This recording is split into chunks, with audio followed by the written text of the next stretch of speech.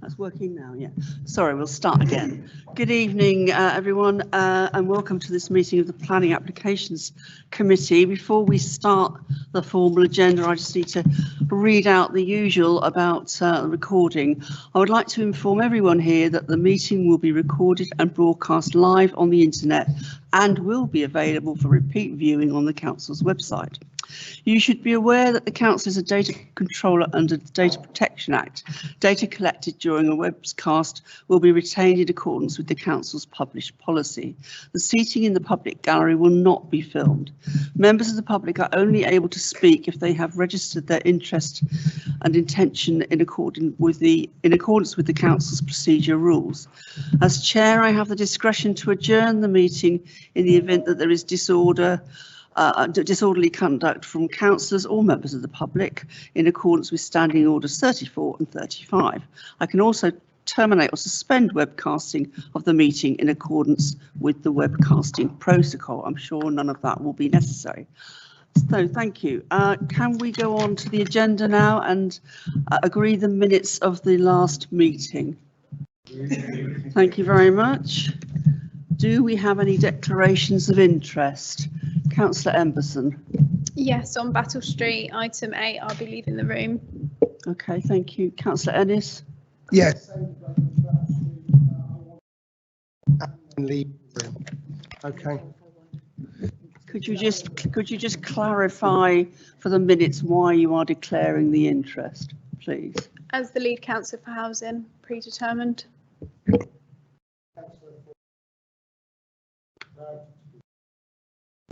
Thank you. Not seeing anybody else, so that's it in terms of declarations of interest. We now go on to questions, and I've got no public questions, but I do have questions from councillors tonight. First one is from Councillor Page. Chair, this is an annual question that we asked to get the updated and consolidated figures in terms of the loss of fee income and contributions to essential infrastructure and others as a result of the prior approval changes imposed on us in May 2013, which allows conversions from former offices to residential use without the requirement to make any contributions, Chair. And the terms of the question are set out in full before us, so I won't read that all out, Chair. Thank you, and I've agreed with Councillor Page that I won't try and read out this very, very lengthy reply because we have got a quite heavy agenda tonight. Yep. But it will be obviously reproduced in the minutes, and it's very important that we do have this annual update to see just how much we are losing in terms of income and so on. Have you got a supplementary, Councillor? I just wanted to add, Chair, the key paragraph for colleagues to focus on, and in the event that the media and public are, is the top of page 3, where the total loss of contributions towards affordable housing and essential infrastructure, 652 affordable homes, and financial contributions of over 5.5 million towards education, housing, leisure and other essential infrastructure. And that is what we have been deprived of as a result of the stupid and misguided decision imposed on us by Mr. Eric Pickles and perpetuated by successive governments. Reading has lost that serious amount. And the full details are set out in the rest of the reply. Indeed, I absolutely agree with you, Councillor Page, and I think he did say that at some point. But not only have we lost all of this through this ridiculous regime that's been imposed upon us, but it's also on top of the loss of government grant for all other services where we've been, well, bluntly, like all local authorities, put in very difficult position. But thank you for that, and it will appear in full, as I say, in the minutes. Thank you. The next question is from Councillor Moore. Thank you, Chair. Planning application letters recently received by residents in Tilehurst regarding planning applications near them have the following piece of text. At this present time, only consultation responses sent electronically, either by email or submitted online, will be accepted. Digital exclusion is inextricably linked to wider inequalities in society and is more likely to be faced by those on low incomes, people over 65 and disabled people. An LGA report from November 2021 called out that tackling the digital divide will be crucial to addressing social and economic inequalities and levelling up every community. Residents in Reading affected by a digital divide should be able to take part in the vital planning process. Presuming these letters are not just sent to residents of Tilehurst but across the borough, can I ask that given residents have received a printed letter from the council regarding a plan application, why can they not reply via a printed or written letter? Thank you, and thank you for the question and for highlighting this, Councillor Moore. Officers have looked into the matter raised, and it has been confirmed that it was an administrative error that the message excluding comments from being sent in by post was still on consultation letters. This message was attached to letters when officers were working away from the office during the pandemic. And periods and access to post was not guaranteed or often delayed. It should have been deleted once officers were back in the civic offices, as the advice about online and emailed comments was only applicable during lockdown, and it's not a change to our normal practice. I can confirm that the message was removed from consultation letters as soon as officers were made aware of the error by your question. Officers have apologised for not deleting the message before and have confirmed that comments on planning applications can of course be sent by post by using the online forms or by email. Whichever process is used, it is important to quote the application reference number to ensure that comments reach the correct case officer. But again, thank you very much for highlighting this, and I think we can all apologise to residents who may have been inconvenienced by this. Do you have a supplementary? Yes, thank you, Chair. I'd like to thank officers for immediately correcting this administrative error and for confirming that residents can indeed respond to planning application letters offline. My question is that I would like to ask officers and the lead councillor to review the public planning engagement process to ensure there were no other incorrect COVID restriction related items still present, please.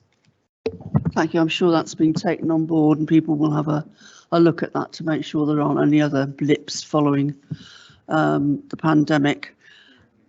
Yep, and obviously, hopefully we will all keep an eye on it as well to ensure if we spot anything, we bring it to officers' attention as soon as possible, but hopefully that won't be necessary. Thank you again for highlighting this. That's the end of questions. Can we then go on to the report on page 15 on site visits, please? I believe Richard Eagletuff is going to introduce this. Yes, thank you, Chair. Appendix 1 there's a new commercial development 221936 Bennett Court. Officers not recommending a site visit to that one. The Appendix 2 previously agreed site visits, quick update. Henley Road, programme for the 23rd of March. We're hoping that will be reported to the following committee on the 29th. No update on Caversham Park, I'm afraid. Central Pool, your site visit happened on the 23rd of February and the report is on this agenda.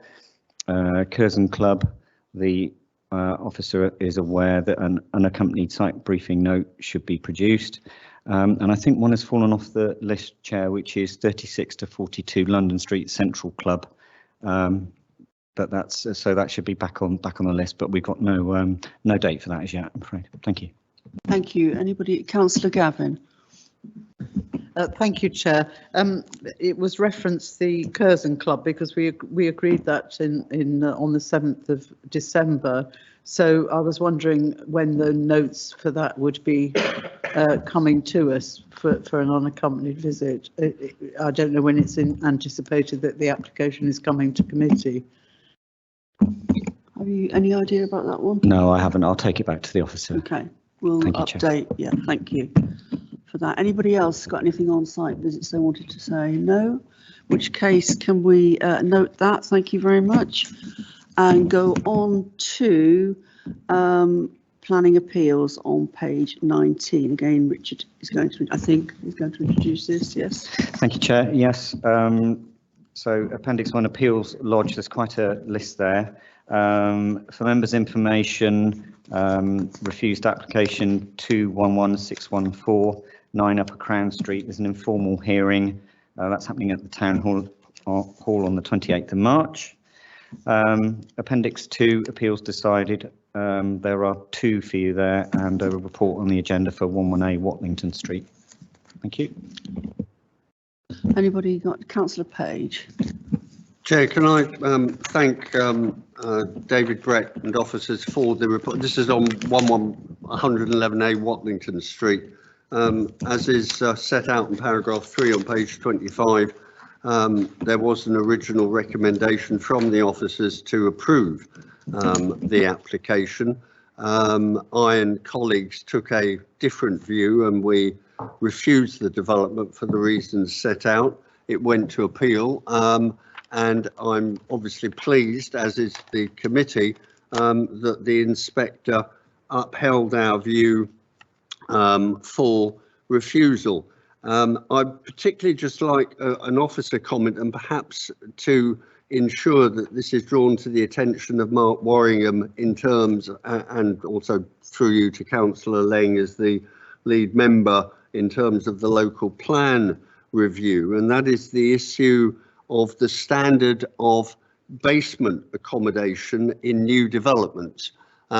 Whereas one obviously recognises that in converting an existing old building with a basement, the constraints are obviously there, but with a new building, as this was, to build in and replicate substandard accommodation was, in our opinion, not acceptable. And that also was agreed by the inspector. In a brand new building, one should expect the highest possible compliance standards of accommodation, space, daylighting, insulation, and all the rest of it.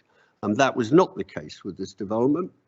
And I'm therefore very glad that in this final point, that was accepted, and in terms of poor outlook and access to sunlight.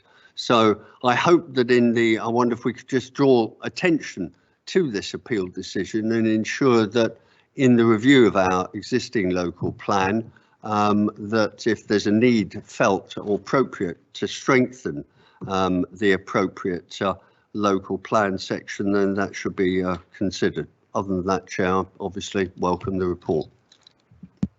Thank you, Councillor Rowland. Thank you, Chair. I'm just going to quickly echo what Councillor Page said. As far as the basement, it is obviously very important, but I will just add very quickly that I do want others to notice that the harm and character and appearance of the Eldon Square Conservation Area and the visual harm that the development would have caused was not outweighing the benefits of the scheme too, and that was the reason for refusal number 1. So I just do want to highlight that and the importance of our conservation areas and how, yeah, I guess beauty does count sometimes. So thank you. Thank you, Councillor Leng. Yeah, it was just to come back on Councillor Page's point. I think it's actually mentioned in our new residential conversion SBD as well. And I know it's ceiling heights and such for basements are something that's close to Councillor Hornsby-Smith's heart as well. So I'm sure it will get a mention in the local plan. Thank you. Thank you. Anyone else want to comment on this report? No, in which case, thank you very much. The applications for prior approval on page 31. Richard, are you introducing that as well? Not that there's much to say. No, I don't think we have anything to add. Thank you, Chair. Does anybody want to comment on this report? Yes, indeed, that's true. Yep. Can we note that then? Thank you very much. And then go on to the street naming on page 37. Julie Williams is going to introduce this one. Thank you, Chair. Yeah, so this report is seeking approval for a name for a new street or place being created in Reading Town Centre. The recommended name is Station Hill Square. Ward councillors were consulted on this on the 24th of January, I believe. So over to you to hopefully agree the recommended name for the new square. Thank you. Thank you. Can I point out as well in the report on page 37, it says that councillors Page, Rowland and myself were consulted. I believe it was Councillor Ayub as the third Abbey ward councillor. I don't believe I was consulted. I don't think I needed to be. I think the ward councillors were the ones that were consulted. So Councillor Rowland. We're very happy to agree. There was some going back and forth, but in the end, common sense prevailed and it will be Station Hill Square. Thank you. Very pleased with that. So can we agree that? Thank you. Which takes us on to the planning applications. Now we have public speaking on item 8 and item 10. And I've also got a ward councillor wanting to speak on item 11. So I'm going to take item 8 first with public speaking, and then item 10 public speaking, then item 11, and then we'll go back to Downshire Square. Thank you very much. Is that clear for everyone? So the first one is land at Battle Street, which was the subject of a site visit last week. And Alison Amar is going to introduce this. Thank you, Chair. Can you hear me okay? Yes, we can. Thank you. Please note that in addition to the main report, there is also an update report at pages 5 to 12 of the update pack. The proposal is for the former Central Pool site, which is bounded by Battle Street to the north, Bedford Road to the east, James Street to the west and Oxford Road to the south. And it is an allocated housing site within the Reading Borough local plan. Slide 1 shows a red line boundary of the site and some context photos. Battle Street is a relatively wide road with parking along both sides and mostly comprises 2- and 3-storey traditional terrace dwellings. James Street to the west comprises 2-storey terraces and a parking area, which is part of the rear of Allison Court. Immediately to the south, access from Bedford Road are 2 4-storey flat blocks. To the west, fronting Oxford Road, is a 3-storey flat block called Allison Court, and to the east, fronting Oxford Road, is a 3-storey gable-ended building which is part of the Christadelphian Church.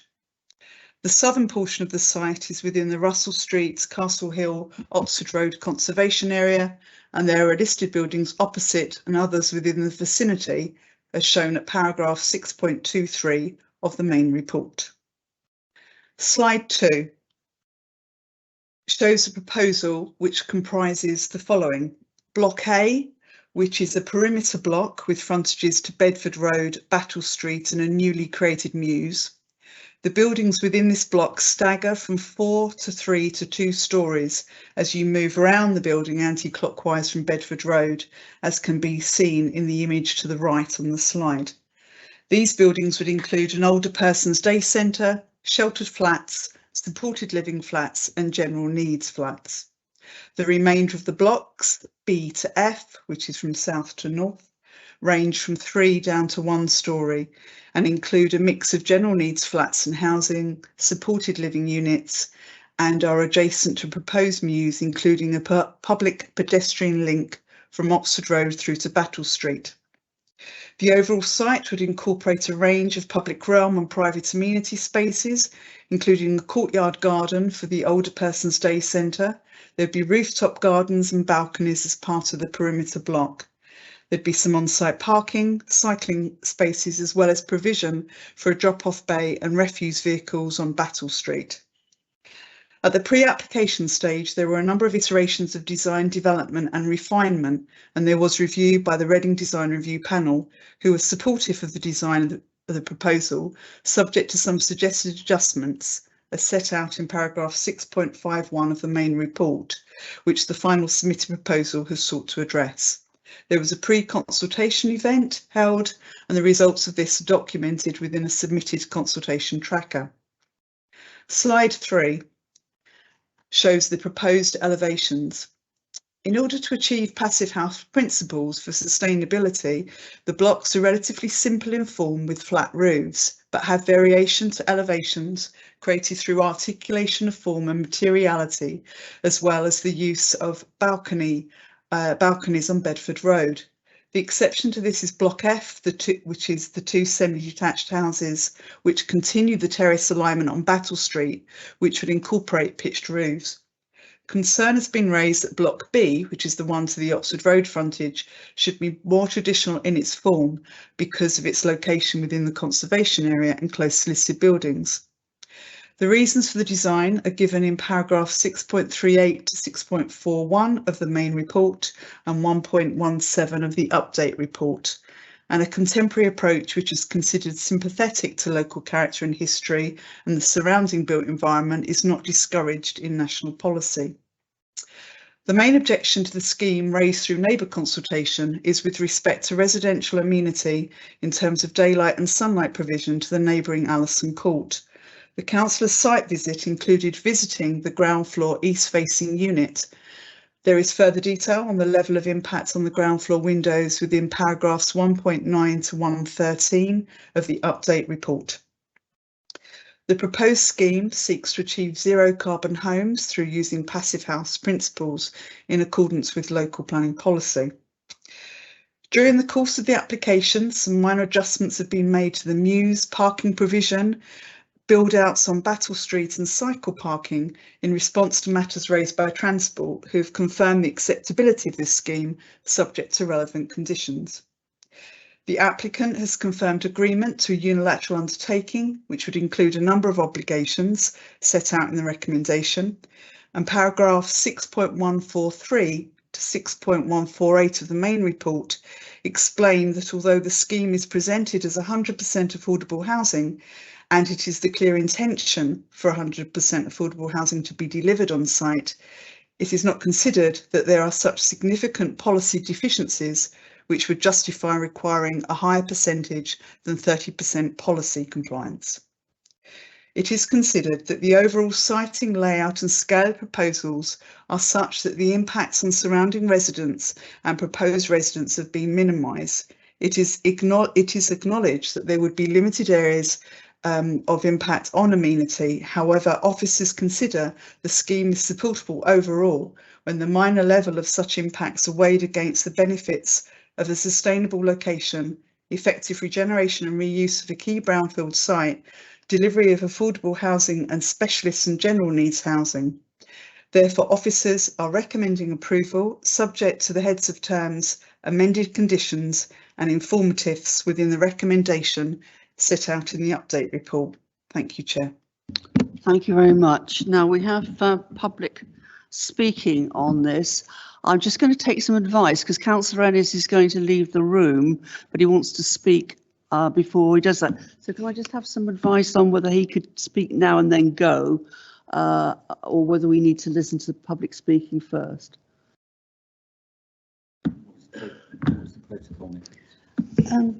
Maybe I can help. I think previously we've had the public speaking, then we've had the councillor speaking, and then they're leaving. Yeah, and he's not going to be in the room when we discuss it and take the. No. So okay, we'll do it that way round then. I'll take the public speaking first, and we have Marie Arndt, whose flat was mentioned in the introduction, I believe, and she's going to come and speak to us. Good evening. Yes.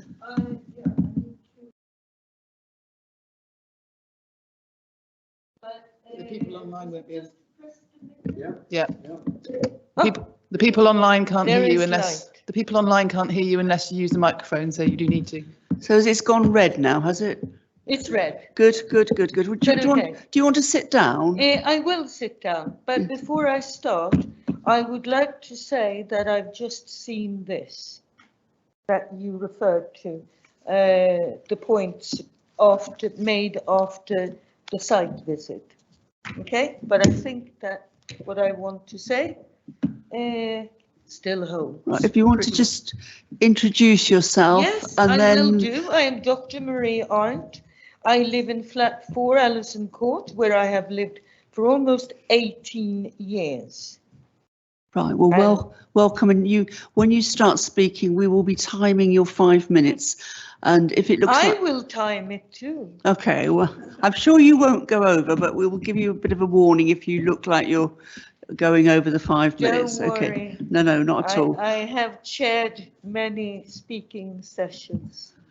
In your own time, then. Thank you. Yeah, thank you. I'll just set up my timer so I can keep an eye on how I go as well. Excuse me, I'll just start this up because I didn't know if I was going to come first or... There we go. Oh, yes, that's much better. Thank you. Right. So thank you for giving me the opportunity to address you this evening. Last week, some of you visited my home, and I invited you because I wanted you to get a better understanding of why I object to the planned tall building that would produce an unacceptable, to me, level of light in my already poorly sustainable flat due to mostly external walls, poor insulation, and the ground floor corner location. I will remind you that 5 of the 6 windows in my flat are facing the site, and that would be blocked from light. And the worst one would be the living room, where what I heard at one of the consultation meetings, the window in the living room facing the site would be blocked altogether. That's what I was told. Now, living room is the coldest room. Today it was 14.7 degrees.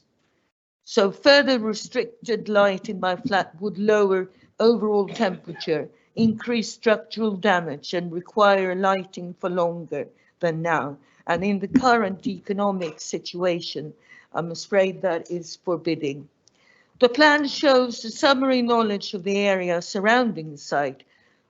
Calling the Oxford Road Oxford Street on the plan may seem a minor point, but shows a lack of attention to detail.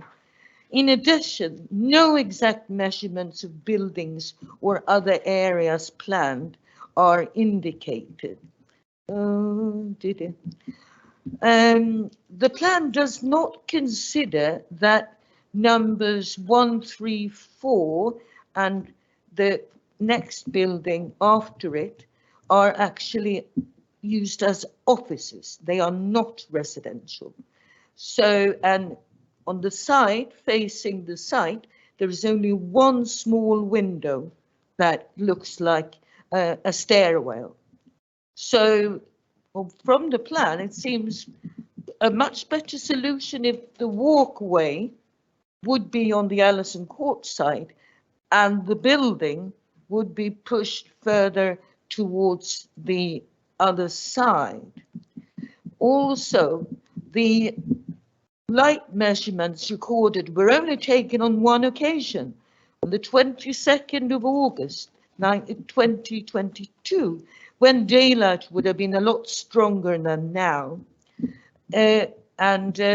You know, compared to what the light would have been on a winter's day, it would have been better if some more measurements had been taken.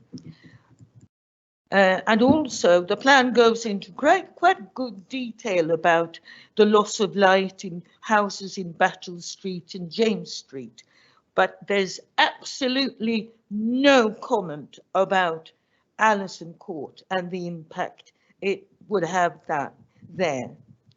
So Allison Court might be a 50-year-old in need of a facelift. Nevertheless, aren't we who live there also entitled to a decent quality of domestic sustainable life?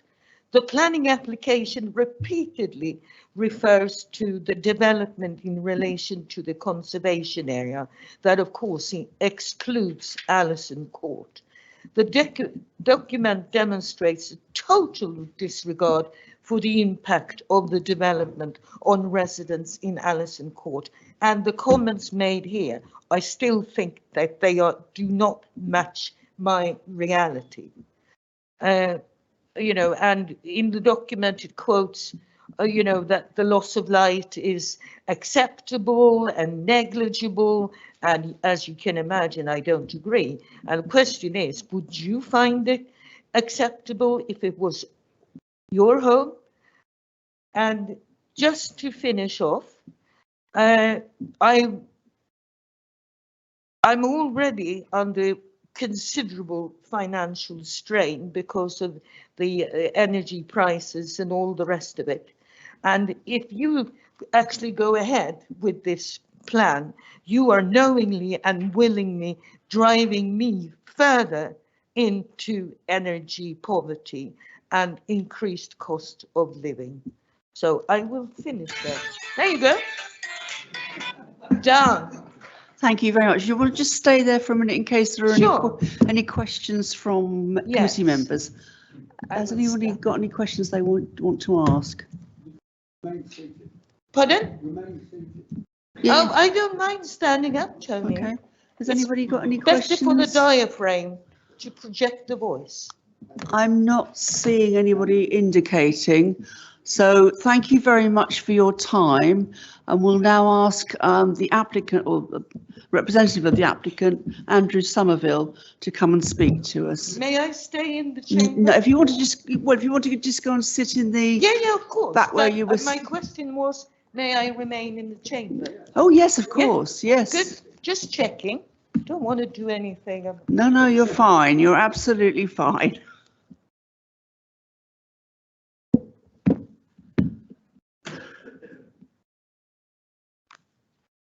So, Andrew Somerville to speak to us now. Do you want to just say who you are and what your role is, and then we'll start timing the 5 minutes? Yes, thank you, Chair.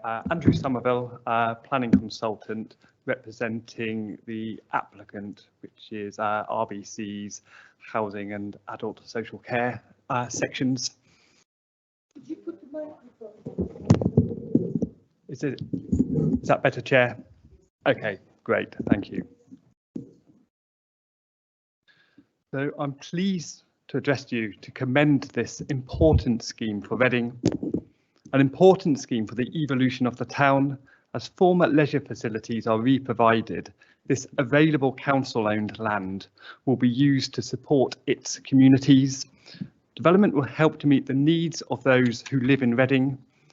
As well as a new day centre for older people, there would be 29 sheltered affordable apartments for the same age group, and 20 other affordable homes for the wider occupation, with 70% of these being 2 or 3 bedroom in size. Development will also provide care facilities of 13 apartments for adults requiring greater support for them to live as independently as possible. Against a crisis in the availability of affordable homes and a well-documented squeeze on incomes, this development represents a very substantial benefit to Reading to sustain its vibrant and mixed communities across all ages. This development is being led by Reading Borough Council, and that is important too, signalling the priorities the council is giving to what it chooses to do with its land. The development has been designed with great care to create a place of positive identity and focus. Development has been informed through work with the council's design review panel, reinforcing the approach taken that will be a successful one. And that too helps to introduce a formal courtyard space, providing a better arrangement of buildings and spaces along the central public route. There has been public consultation as well, with neighbouring residents, businesses and community groups. This process has culminated in the scheme before you, a development to provide a new civic hub as well as a place for people to live. Development is fitting for the wider throughways of Battle Street and Bedford Road, and sensitive to the height of other buildings adjacent to the south along Oxford Road. I may briefly address the relationship between the proposed development and the closest apartment at Allison Court. From the survey data we have provided, there would not be a significant or material loss in daylight to any window of that nearest apartment. Outlook, in our view, would be maintained due to the arrangement and reduced height of the proposed buildings along the mews, and due to the nature of the treed hedge along the common boundary. The living rooms of those flats in the southeastern part of Allison Court are indeed dual aspect, with a principal outlook southwards, which would away from the site, which would be unaltered. Overall, this development is wholly positive, and a wholly positive replacement for Central Pool that I and many others remember with degrees of fondness. I would endorse the conclusions of your officers that this development is sustainable development that would deliver gains across each dimension. And I would ask that you too come to the same conclusion. Thank you, Chair. Thank you very much. Could you just stay there for a second, see if we've seen any questions? Has anybody got any questions? Councillor Williams. Thank you very much, Chair. Good evening. Thanks very much for coming in to talk to us. There was a question from the member of the public who's spoken in objection, and the question was the access way, as the picture we're looking at on the right of those buildings, why was it not put on the left of those buildings, giving additional space between them and the existing buildings to the left? I wonder if you could just talk a bit about why that design was necessary, if it was. Yeah, I think our starting position is that it isn't necessary to relocate that access route because there isn't a detriment on the neighbouring properties at Allison Court. But if it were to be relocated, I think then the relationship of the southernmost building and the existing buildings to the right, which are of better townscape quality and merit, would be awkward, and better to have that building closer, in my view, to Allison Court. And the second key answer to that is having a straighter route from the south to north, where you can see for the majority of that route as you kind of enter it, I think is a better design than having a kink, having a larger dog leg in it, which I think would be less pedestrianly friendly and less welcoming. Are there any other questions? Councillor Rowland. Thank you, Andrew. If just a little bit further to that, I mean, if you were to, for example, take those 3 buildings and move them to the east, what would the impact be on the balconies of the building to the rear of the one behind Oxford Road? Because I'm not sure, I don't have my glasses on. There's a building back there that has residences and balconies looking out on it. How would that impact that? It would be a closer relationship. As to the acceptability of that, I'm uncertain. That assessment work hasn't been done. But I mean, but by shifting those buildings to the east, then yes, there would be a closer relationship is probably all I can kind of surmise at this point.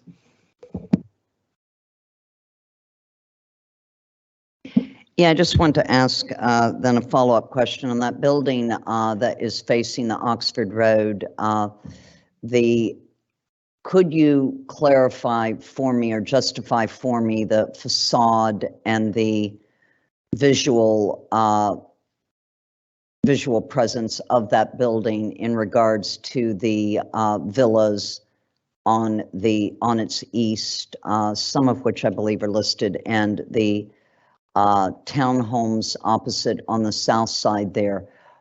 What exactly is the justification for a modern response for that? How does that balance, and what kind of mitigation factors are you making in terms of its appearance in the conservation area? I mean, obviously, any any building will be a modern addition to the street. And when looking at the site, and particularly the architects, when they were going through that, they felt rather than competing with the gables of the two buildings to the right-hand side on Oxford Street, Oxford Road, it'd be better to have something with a flat subservient roof form to allow those gables to stand alone and speak as the kind of historic part of the street, whilst we are looking for a kind of a sympathetic kind of modern addition that doesn't compete with the better buildings, the nicer buildings along that part of the main thoroughfare. Okay, I'm not seeing anybody else indicating. So thank you very much for your time. And Councillor Ennis, I think you should probably go and sit over there. Just so it's clear you're addressing us rather than...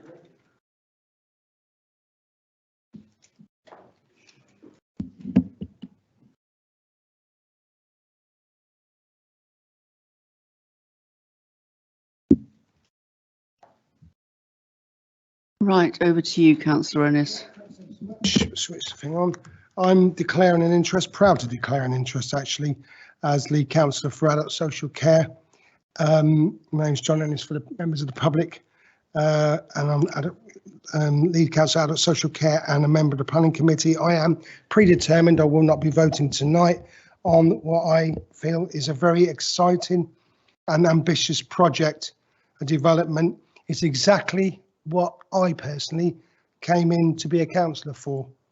And I'm going to repeat what's been said by many, but I think it's worth repeating, is that we've got 35 place older persons day centre, 29 sheltered housing flats for over 55s, which is affordable. This is on page 44. 13 supported living flats with supported spaces, 20 general needs housing flats, affordable, all affordable. And I'll come on to that because I'm going to keep repeating myself. This has been heavily consulted from the start, including local councillors and members of the public. It's been consulted on by also residents who hopefully will be using the older people's day centre, which is desperately needed, as been reported. It is, there's also new day centre for older people, mental health accommodation, which is desperately needed in this town, and affordable flats in a good central area close to the town centre and close to amenities. And then we look at, how's it going to be built and what's it going to look like? If you look at page 86, I hope you've read that. Is it 86? It's 83. Got that one wrong. Page 83, 6.128. We use the word, and we don't often use this word. We only use it for Reading Borough Council developments, passive house principles, the best possible principles to build accommodation and buildings. It exceeds the required BREEAM standards, and therefore the approach is needed, as it says, to achieve an improved outcome in terms of sustainability. The best practice that's won awards in other areas, and we can do that ourselves, and we've done it with our housing, and we'll do it again, and it will be the best passive house principles. I think that needs to be stressed. And the page 85, 6147, no debate, no discussion, no hedging, no thinking, 100% affordable housing, 100%. In old money, that's called council housing, and it's purest at its best. No discussions for the people that need it the most in Reading. Now, I appreciate the lady from Allison Court, obviously, that I won't be involved in that debate, and I hope it gets resolved, but it is in the papers. So you can see my personal view and the view of adult social care and the view the way it's been consulted and discussed on, that we hope this is passed. It's an exciting project. It's part of a £10.5 million development that we agreed last night in the budget going forward. We had our discussions, and today, hopefully, with your help, the action starts to start building so we can get nice developments for older people. Thank you, and I will now leave. Thank you, Councillor Ennis.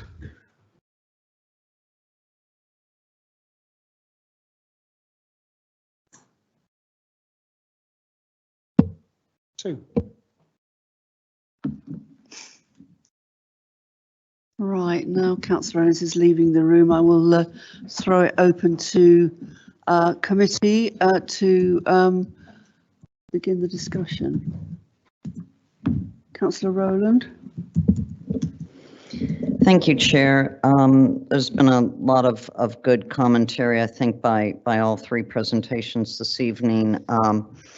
And I certainly have no intention on downing the spirit of my colleague, Councillor Ennis, who stated this is why he became a councillor. And it's certainly, I think, something that many of us echo, that to provide a site that can take an old, well-loved community site and turn it into supported living, affordable dwellings, an older person's daycare, sheltered and supported living is really what we want to deliver, 100% affordable housing.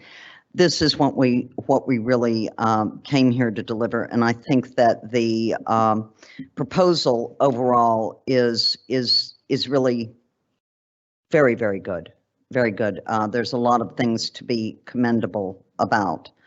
However, I would like to address also Dr. Arndt's comments this evening and the proximity and the situation of the three buildings that are on the south side outside of the main building, and that association with Allison Court. I certainly take on the views, and I also, we weighed in, and it was even asked by Councillor Williams about the structure of those buildings, whether they could have been moved, this or that, whether the pathway could have been nearer to Allison Court, and that kind of situation.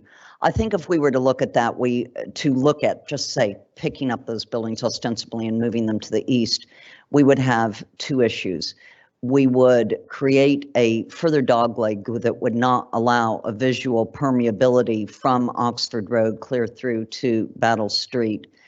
And we might also open a pathway up near to Allison Court that might be a cause of continuing and ongoing ASB that could affect many hours in the day and all of that. Also, the other thing, and why I asked Andrew earlier about the building that is also behind that building, the office building there on the east, and how that would be affected. I do think that he's right that could be affected even worse by moving the buildings over. We want to deliver this, and we want to deliver this correctly and as soon as possible, but we are also entirely empathetic to the residents in Allison Court, because they're good residents. They've been there, they're committed to our community, they enjoy our community and all of that. And so I would at the very least propose whatever that this can bring forward in terms of a landscaping scheme to take in the impact of those buildings towards Allison Court, as far as possibly green walls, as far as attractive shrubbery, or painting them white, which also creates a lighter appearance. The three-story situation is not 10 stories. It's not 7 stories. It's not 5 stories. It's 3 stories, and it is not to block out all sunlight. So I do think that there is a consideration on there. Is there an impact on sunlight? Yes, there is. But these are the things that we have to weigh when we are putting in something that is going to provide so much value back to this community in a small and very tight urban setting. So what I would like to see, Chair, is the, I guess it's condition number 23, which is the hard and soft landscaping scheme, and the boundary treatments, I'm sorry, 24 and 25 also, the boundary treatments in the landscape management plan. To be considered so that those buildings that are on the west side are attractive, so that the people that live in Allison Court are going to have something that's of quality with their car park, with their out of their windows, that's not just the side of a building, that is something that's attractive, and it can be made attractive, and it can be of a benefit to the people living in Allison Court. And so, Chair, I would ask that those conditions come back to ward councilors who will work within the community and take on opinions, and we can together decide how the treatments of those buildings should look. So that would be my my comments on this in the immediate, and beyond that, I will be delighted to support this application because I think what we've got coming forward for Reading is something terribly exciting. Thank you. Thank you, Councillor Page, then Councillor Williams.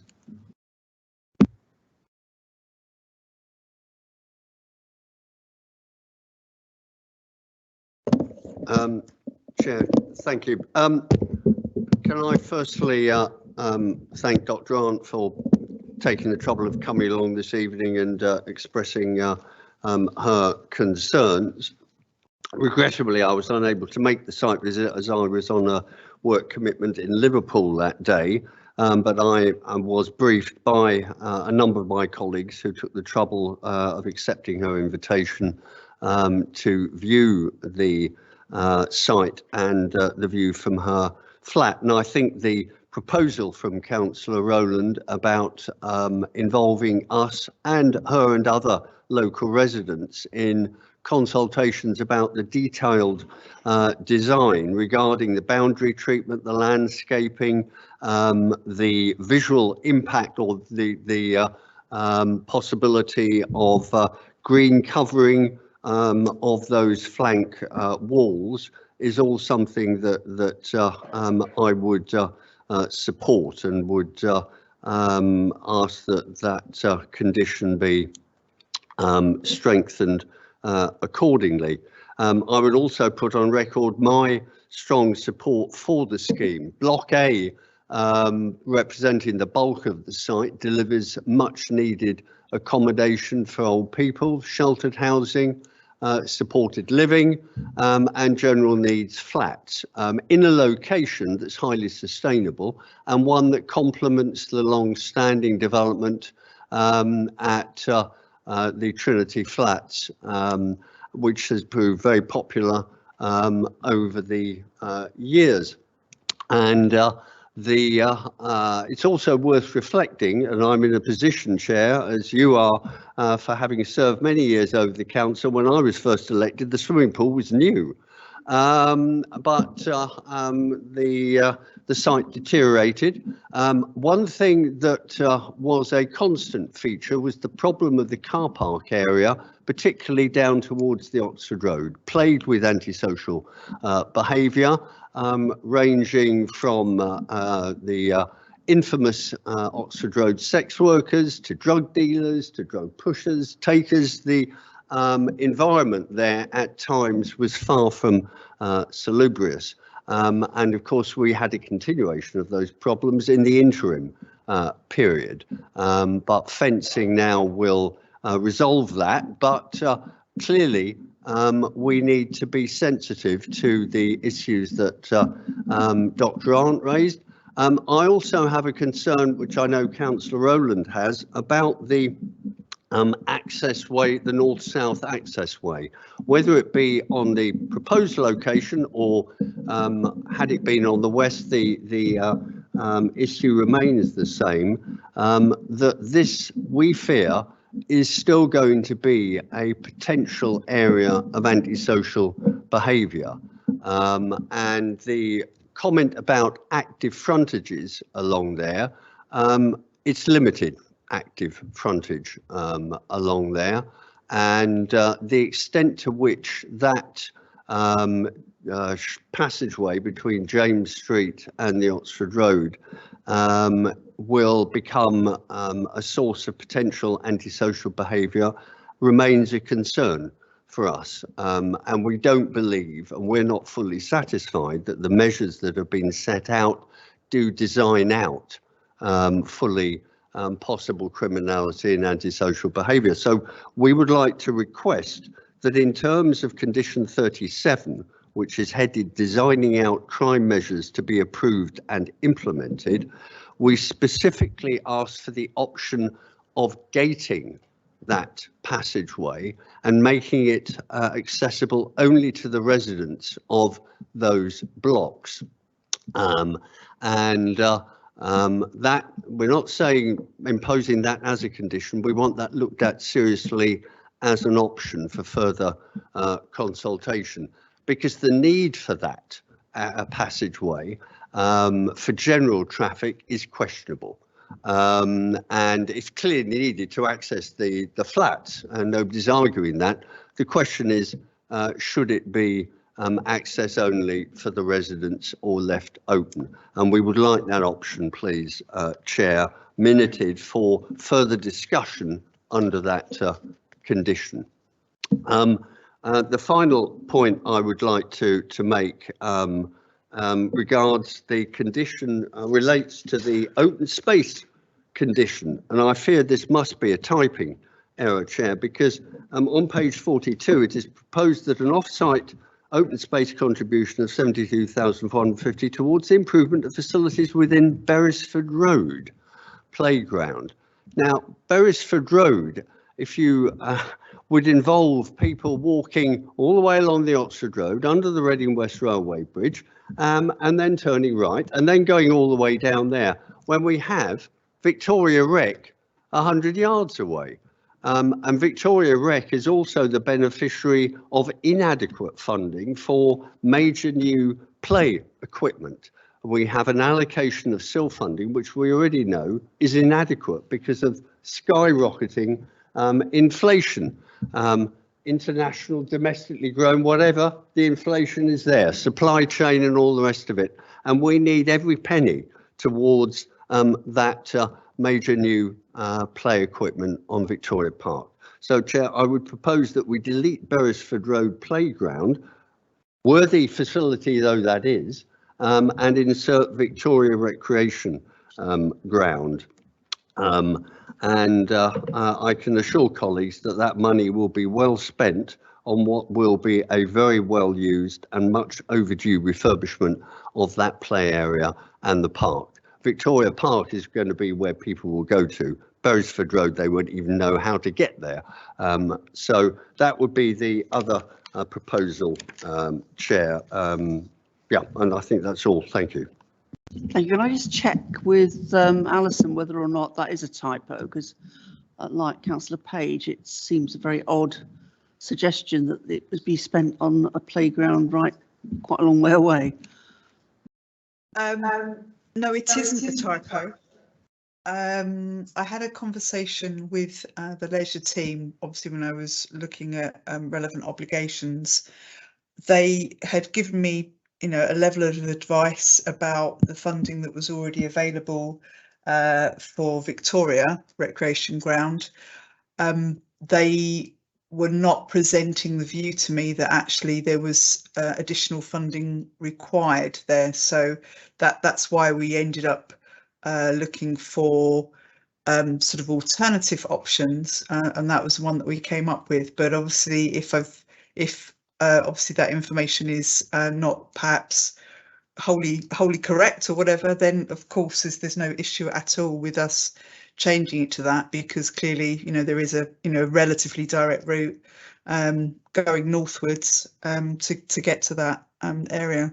So if that's the view, then I don't think there would be an issue with that team having further contributions. Thank you.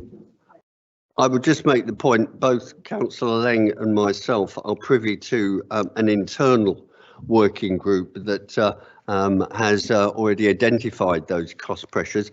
Officers of the council are very dutiful in working within what they currently have as a budget, and they could obviously make that go. So I would expect nothing else from officers responding in that way, but they've only got that flexibility because it's the Borough Council. Any other developer would rightly question the legitimacy of requiring a contribution so far away when there's a park on the doorstep. So I think we should be perhaps even-handed with ourselves, and so that's the reasoning behind it, Chair. I can assure you that the need is genuine and certainly pressing. Good, thank you. Councillor Williams, I think you were... Thank you, Chair. I'll be brief because I think I agreed with everything that Councillor Rowland said ahead of me, and much of what Councillor Page said as well. I just worked through a couple of things because I asked a question of the agent who came in.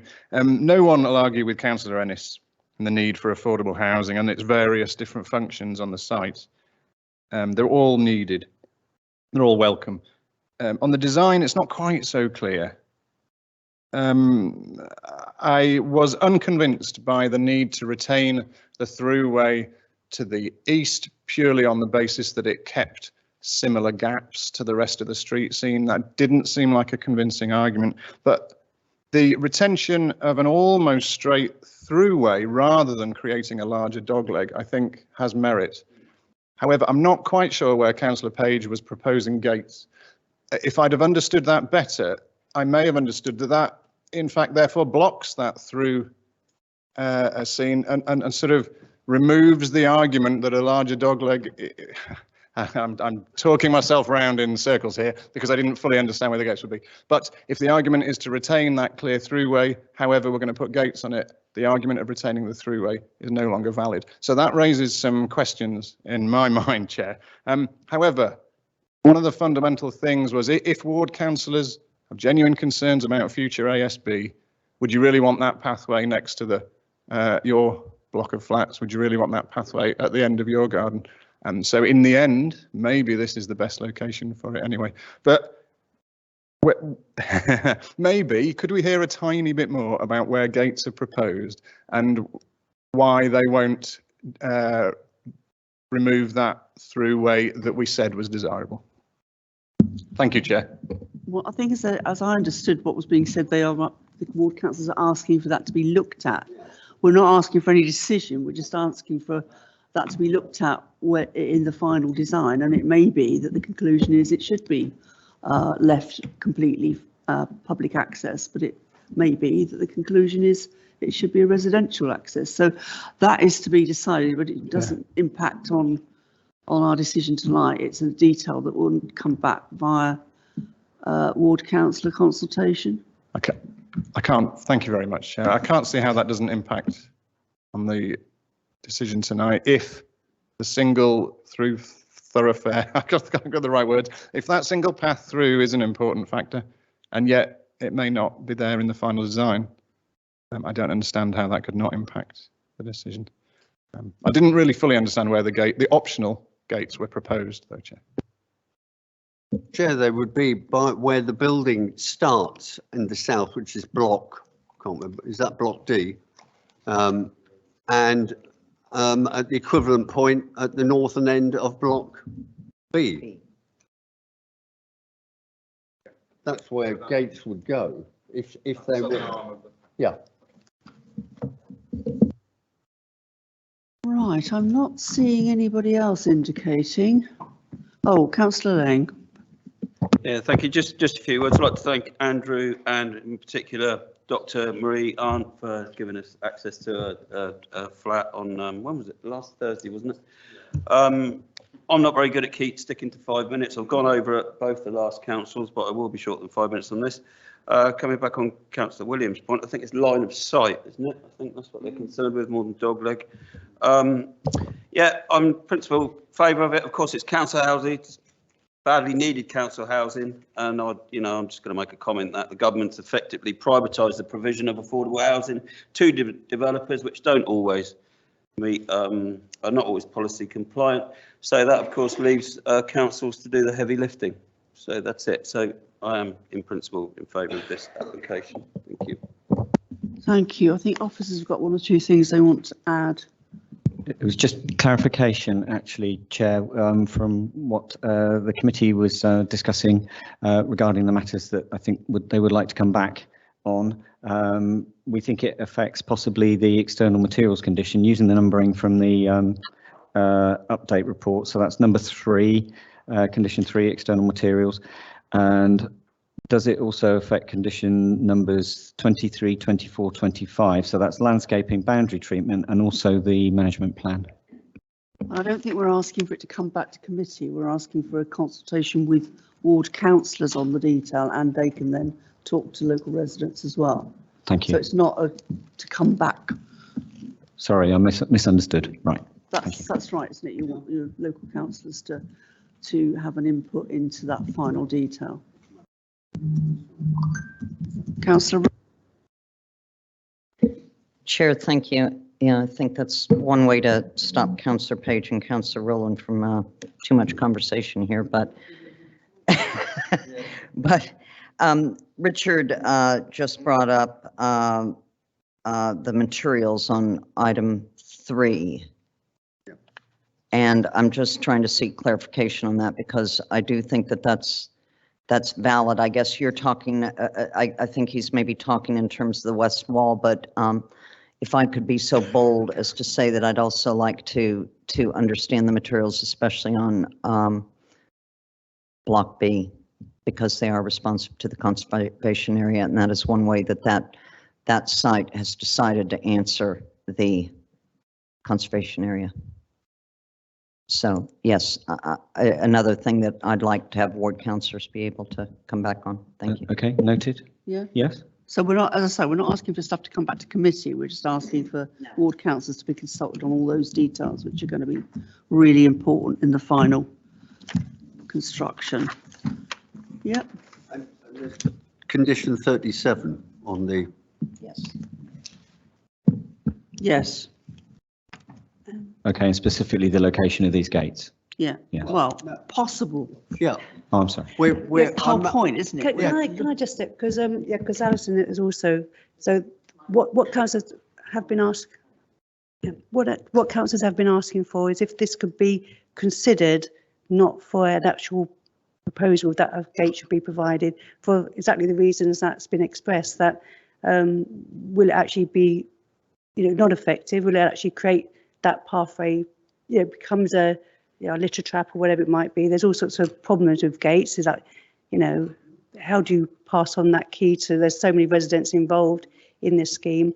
And I personally, I think I know it's a sensible precaution to take, but I also feel it's a pity that we have to design our new spaces to allow for the worst part of society, if you know what I mean. And what I would like personally is that if we can go forward with the layout that we have got, having reviewed the options to make it secure, because hopefully that may review an alternative way of making sure that that path becomes a public space that is got the right amount of surveillance and people enjoy using it, and it's not used as a, I know it's an ideal world, but I think that should be the objective. I think the thing is, with something like that, you can always reverse it as well, can't you? Whatever you do, if things change or there's a view that it would be better to do it another way, that can be changed down the track as well. So, yeah, Councillor Robinson. Thank you, Chair. On the subject of security, I don't see any sign or indication of surveillance cameras, CCTV, because looking at the groups that this development will be benefiting, we are looking at people that potentially are vulnerable in terms of certain acts by those that, let's say, do not have the best interests of others at heart. So I'm just looking through crime and safety 6 0.91, don't see anything about closed circuit TV. Is that something that should be considered moving forwards for this particular development? Thank you. Do officers want to respond to that? My reading is that will be picked up within condition 37. Yeah. Chair. Okay, anybody else wish to speak on this? No, I think several people have suggested support for the scheme with the, with making sure that these conditions we've talked about, which I'm sure Nicky's got a good note of, do go back to ward councillors who can in turn speak with local residents about the detail, so that you're happy that the best has been achieved for them. Can I see all those in favour of approving this application? Thank you, that is unanimous.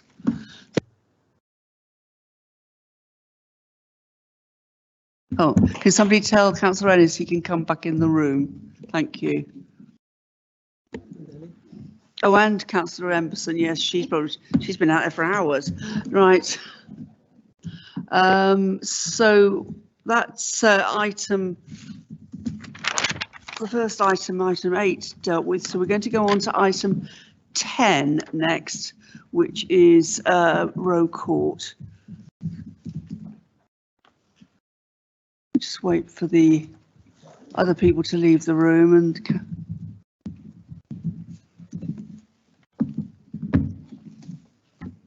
and then I'll ask Connie Davis, the case officer, to introduce this report, which is brought forward in the saddest of circumstances.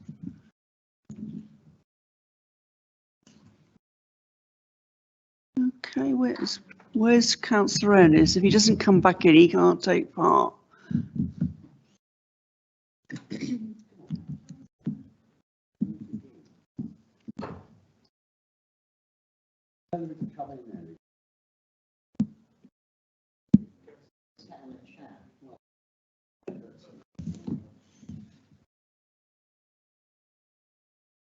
Right, I think we're all back now. Thank you very much.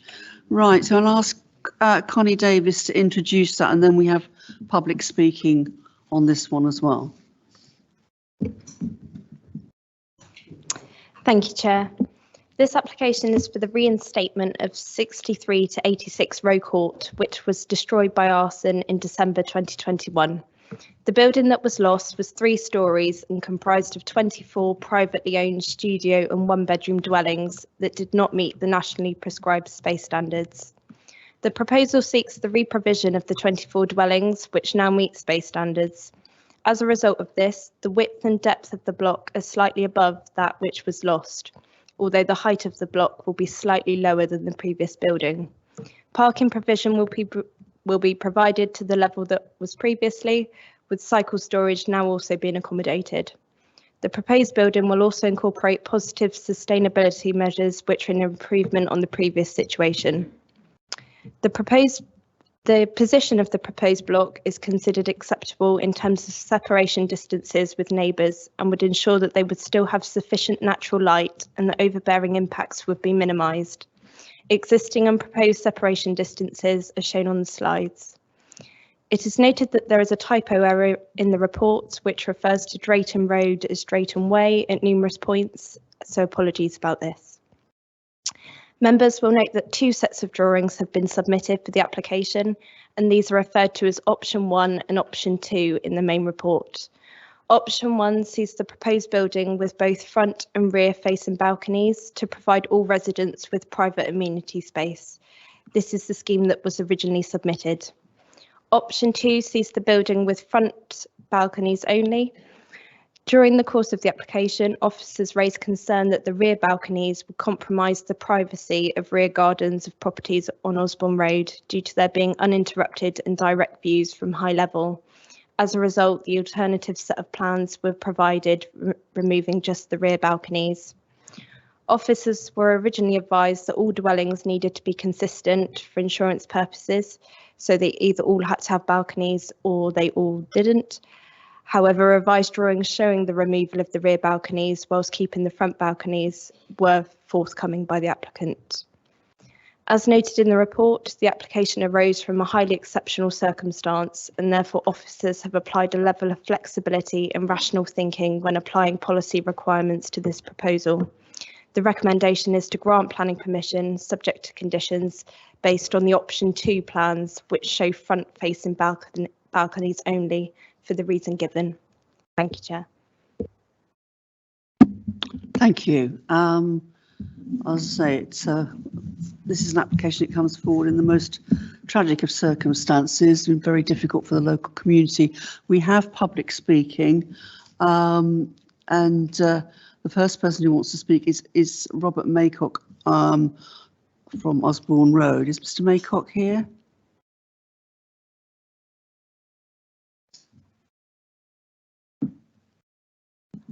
Good evening.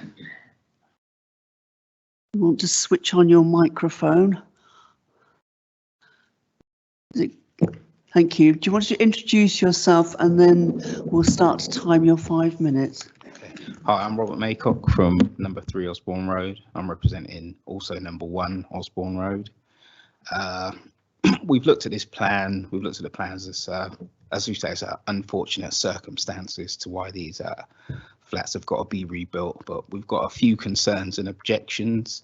Now I've seen that you've said that obviously the flats at the balconies at the rear may be removed, but I'm not sure if that's a guarantee they're definitely getting removed, so I'm not sure about that.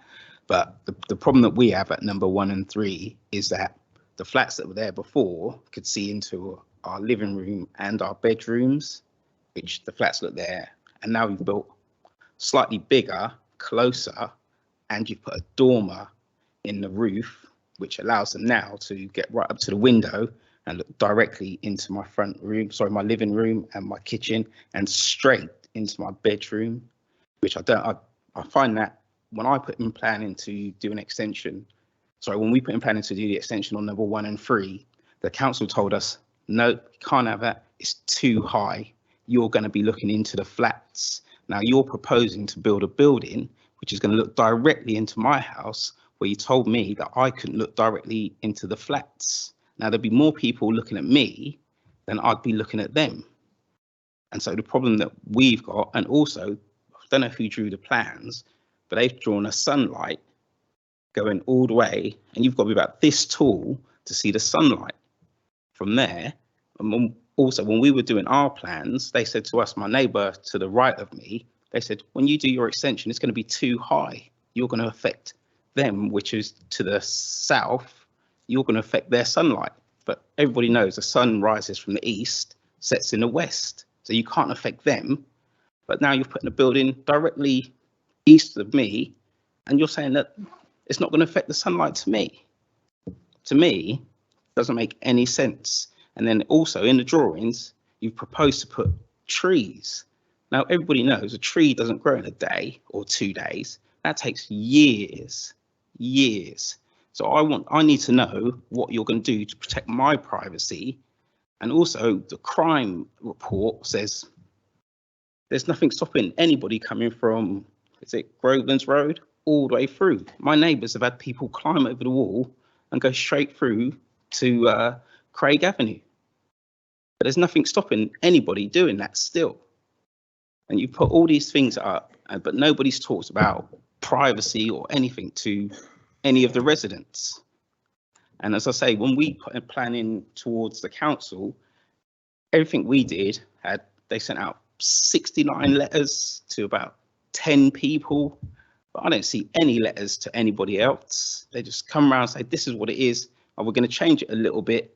And then when you go to look at the old drawings, they're not even there to compare them to the new drawings. I just want this. And sorry, one more thing, they've moved the building closer to us. I understand it's got to be bigger because you've got to put everything else in, but why are you moving it closer? Just because you're making the ceiling lower, but you're moving it closer. So you make the ceiling lower, but you're moving it closer. It's still the sun. It's going to do the same thing. The sun's not going to change just because you made the ceiling lower. So there's a lot of things that have to be looked at before this even starts to go ahead. So. Okay, thank you for that. Do you want to stay there in case there are any questions? Have you got any questions? Not seeing anybody indicate, so thank you for your time. And we've also got the oh, sorry, Councillor Hornsby Smith. I just wanted to ask if you could tell us the height of the permitted development building that you've got in the back garden that's bounding onto this. If you can let us know the height of that, that would be helpful, roughly. It's 2.4 metres. Okay, thank you. Councillor Rowland. Chair, I'll ask another question. Do you know the meter distance from the window of your property to the proposed window or balcony of the proposed site that we're discussing? Do you know the meterage distance? I believe it's between 23 and 26 metres. That's what it was. Right. Okay, thank you. 100%. Really not seeing anybody else now, so, oh, sorry. Good evening. Thank you for coming in and sharing your views. I looked at some of the comments on the portal from local residents. Are you the gentleman that sent the picture of the view out of your? Yeah. And that's a relatively recent attic conversion. It's not an attic. That is the second floor. That's the second floor, is it? Okay. It's not an attic. Okay. All right. Thanks for clarification. Thank you, Chair.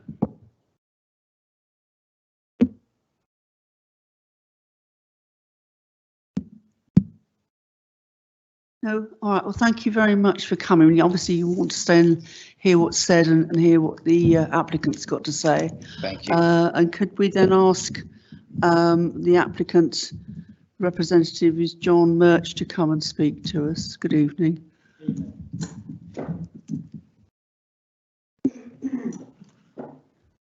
Do you want to switch on your microphone? Is it working? Yes, thank you. Okay? Could you introduce yourself and then we'll start the 5 minutes. Thank you, Chair. Good evening, councillors. My name is John Murch from Davies Murch, and I am the agent for the application.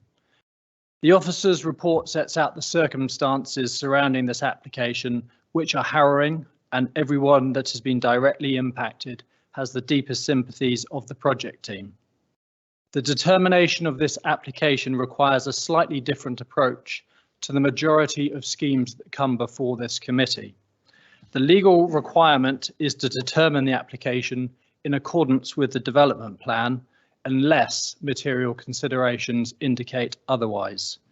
It is difficult to imagine a set of material considerations that should be given more weight than those that arise in this instance.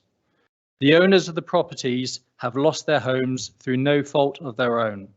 Their leases give them a right to ongoing ownership. Nothing could happen on the site other than in accordance with those leases. In these circumstances, the insurance policy allows for reinstatement of the building only, which has meant that the scheme cannot fully accord with all policies and guidance within the development plan. Nevertheless, it does allow for changes to take account of the mandatory requirements set out within the building regulations, and the proposed building will benefit from significant upgrades in this regard. This is particularly in relation to fire safety, accessibility and sustainability.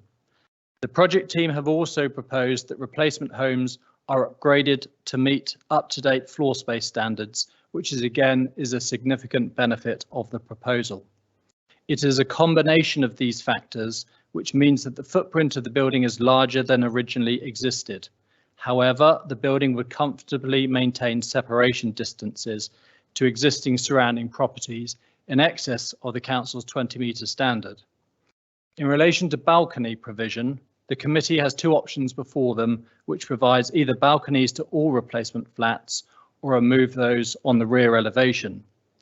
Whilst we acknowledge that the previous building did not include balconies, if the council were looking at this as a fresh application, it is likely they would be included to meet amenity space standards. Undoubtedly, there would be some degree of increased overlooking of neighbours. However, that type of relationship isn't uncommon in urban areas. I would also note that the change in levels would mean that the properties on Osborne Road sit higher than those of the proposed building, along with the significant separation distances and boundary screening from some of the existing trees. We believe a comfortable relationship would be maintained. The project team are very keen to move forward onto the construction phase so that we can get the owners back into the properties as soon as possible. We respectfully ask that councillors give the thankfully unique circumstances that arise in this case the strongest possible weight and uphold the officer's recommendation to grant planning permission. Thank you very much for your time. Thank you. If you'd like to stay there and see if there's any questions. Can I start off as the local ward councillor and just ask you about the provision of trees? I think Mr Maycock said he didn't expect the trees to be of any use in terms of a screen for many years. What size of trees are you intending to put in, and how quickly will they be of a size that will make a difference? So, Chair, I'm talking about the existing planting that's on the boundary at the minute, which is limited. It won't completely screen all views, but there will be some screening as a result of what's there at the moment. Not intending to put any additional ones in. The difficulty that we have, Chair, in these particular circumstances is that our hands are completely tied by what the insurers will allow us to do on site. I know that isn't a particularly satisfactory answer, but unfortunately that is the position that we find ourselves in. And my other question was about, because there used to be an area that people could use at the rear of the original block, and that's now going to be unusable as somewhere to sit out or whatever. So presumably the provision of balconies is to help offset that loss of open space. Chair, that's correct. I think the space at the rear of the site will provide some amenity function, but obviously it's smaller than it was before. And as you would have seen on the site visit, there is a banking to it, so it does make it not quite as usable as it would ideally otherwise would be. So yes, those balconies would help offset that amenity provision. Thank you. Anybody else got questions? Yeah. Thank you, Chairman. So just to be clear, are you saying that the increased overlooking of the properties on Osborne Road, there's nothing you can do about it?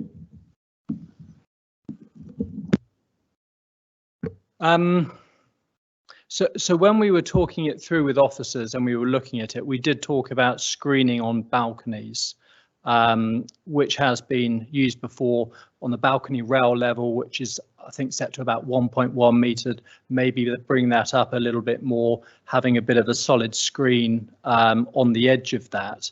That didn't really go anywhere, but that is something that potentially could be done.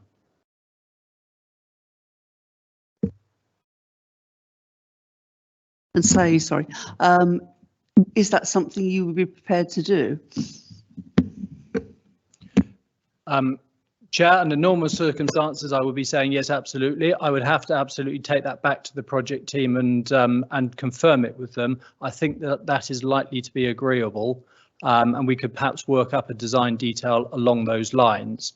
So that's where we'd stand on it at the moment. Okay, thank you. Any other questions? Councillor Rowland. Thank you very much for coming this evening. Could I just go back to the trees, because I guess on our report talking about that in page 128 and 129, I guess, and also I was on the site visit, I thought that there were some, I mean, you're losing a field maple. I thought that there was some balance or payback in terms of trees that would be planted, but could you clarify that for me? Even in numbers of how many are there, how many you're losing, How many will be there? Are you adding any? We're losing one of the trees from the site. As far as I'm aware, we're not proposing to put back any further trees.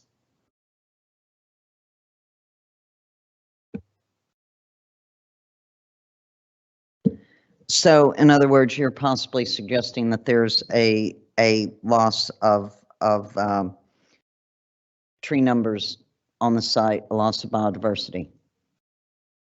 And could you please clarify how with the insurance and everything you're adjusting that? You're saying that's okay. I mean, we are in the middle of a climate emergency, but I do take on board a lot of the sensitivities about the site. And yes. Yeah, it's a really difficult one, and under normal circumstances, I'd be saying that there would be biodiversity gains and all of that, and replacement trees and those things. The tree that we're proposing to remove has to be removed to make way for the increased footprint of the building. Further than that, I can only say what I've already said, I'm sorry to say, which is we're not proposing to replace anything further than that.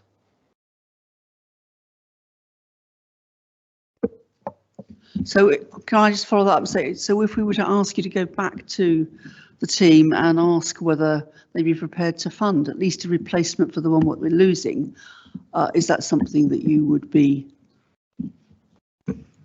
Chair, absolutely, I will take that back, and that's not a problem at all. There's no issue with me asking the question, and I would obviously do my best to persuade them that that is required.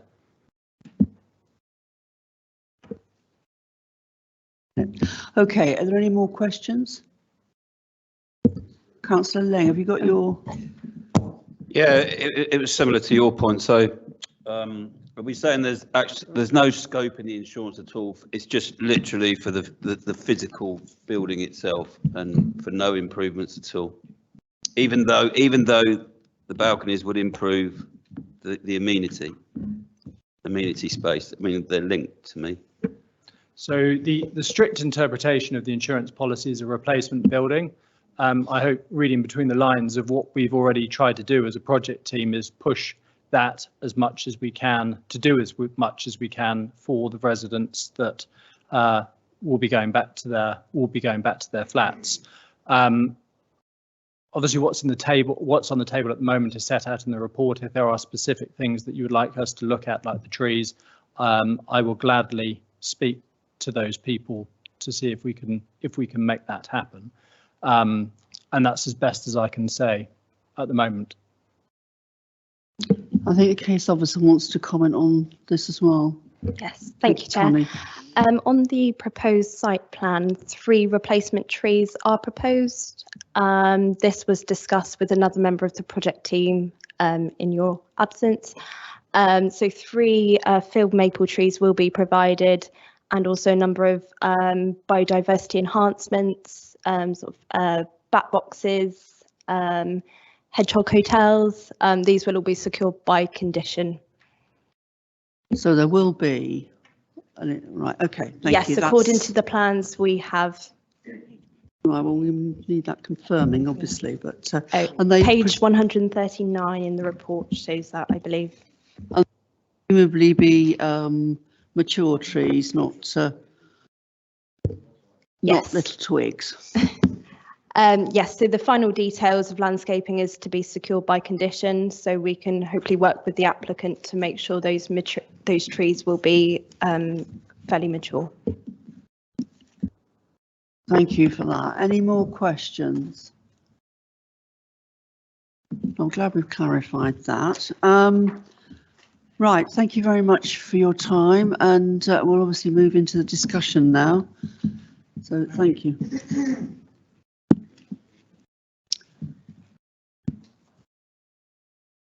Right, I'll throw it open in a second, but as a local councillor, I mean, I can't emphasise enough what a terrible time this has been in this area, not just the residents who lost their homes, but also the neighbours who witnessed the horrific events. And we need to try and get the balance right here. We all understand the constraints of the insurance that backs this rebuilding, but and I'm pleased to hear what's just been said about the trees. I think I would like to support granting this application, subject to all that being confirmed, I have to say. And in terms of balconies, I think I've given this a lot of thought and a lot of discussion, and I do think that given that the bank at the back, or the area at the back, is going to be more of a bank, which is not going to make it very easy for people to use, I think we should be providing balconies for all the flats. But if we could look again at the mitigation, I can't remember what the name of the possible measure was that would help with that. That would be helpful as well. And do we think that could be conditioned? So the screening of the balconies. Yeah. Yes, if members were to approve the rear balconies, I think that would definitely be needed as a extra mitigation. Well, I am proposing that we've got to be fair to everyone, and that we do have balconies for all the flats, but that we look at that mitigation for the ones at the rear. Thank you. Anybody else wish to speak? Councillor Hornsby-Smith. Yes, just to support what you've said there. Earlier on, we were looking at Battle Street, and we were comparing the distance between the nearest flat to the proposed development was 9 metres. Here we've got a distance of 24.5 metres. We have permitted development that has occurred that will partially screen part of the view from some of these balconies. And I entirely support what you're saying about the idea that we have lost some of that amenity space. What we have left is this bank, and so it's a really good compensation to be able to provide those balconies. And as you rightly said, it would be right to provide those if we possibly can, both at the front and the back, in the sense of fairness. And I support what you're saying about the mitigation measures that could be put in place to avoid as much oversight as we can. Thank you. Thank you. Councillor Ennis, I think you were indicating. Oh, weren't you? Oh, you must have just been waving your arms about, sorry. Anybody else want to say anything? No? Oh, Councillor Rowland. Chair, I just, I'm going to echo all of the statements that you said, and just, you know, I want to see this go on because this has been a horrific time for residents. I'm sure that Mr. Maycock and everyone around there have gone through a lot, and I think that residents will be able to return to a larger footprint and amenity space, which otherwise would not be there. And I think that's really, really important in trying to repair any of the wounds that we can. So I'm happy to support this. Thank you, Councillor Lang. You were indicating as well. Yeah, just so I agree with Councillor Rowland. And I take Mr. Maycock's concerns on board, but on balance, with such a tragic case, I think it's the least we can offer to the residents that are coming back to Road Court. And God bless those that aren't. Thank you. Anybody else? No, but I think the case officer just wants to. Yes, so the officer recommendation is to approve option 2 plans, which just show the front balconies. So you would need to not agree that recommendation and approve option 1 plans, which show the front and rear balconies, and also include the condition for screening of the rear balconies too. Thank you. Well, I propose that we do have front and back and that we have the mitigation and so on. So we are altering the recommendation to say that rather than just at the front. So is Councillor? When we were questioning, Sorry? When we were questioning the developer, I can't remember your name suddenly, but didn't you say that John say that he'd have to go back to the company to make sure that they could actually get these screens in place? So if we're putting that as a condition, what if they can't? Do you want to? Do we have to do this all again and decide whether we have them or not? The condition would be attached. They may need to, in that circumstance, they may need to come back and alter the condition if there is an issue. Wouldn't necessarily need to come back to committee. Well, I would hope with given the circumstances they would find a way to do it, but let's cross that bridge when we get to it. Right, all those in favour of approving this application but altering the recommendation on balconies to include front and back, and also the screening that we've been talking about. All those in favour? Thank you very much. And before we leave that item, I understand that it's Connie's last meeting for Reading Borough Council, because she's moving on to a different authority. So thank you very much for all your work that you've done over the time you've been here, and wish you all the very best for the future. Oh, thank you very much. It's been a pleasure. Thank you.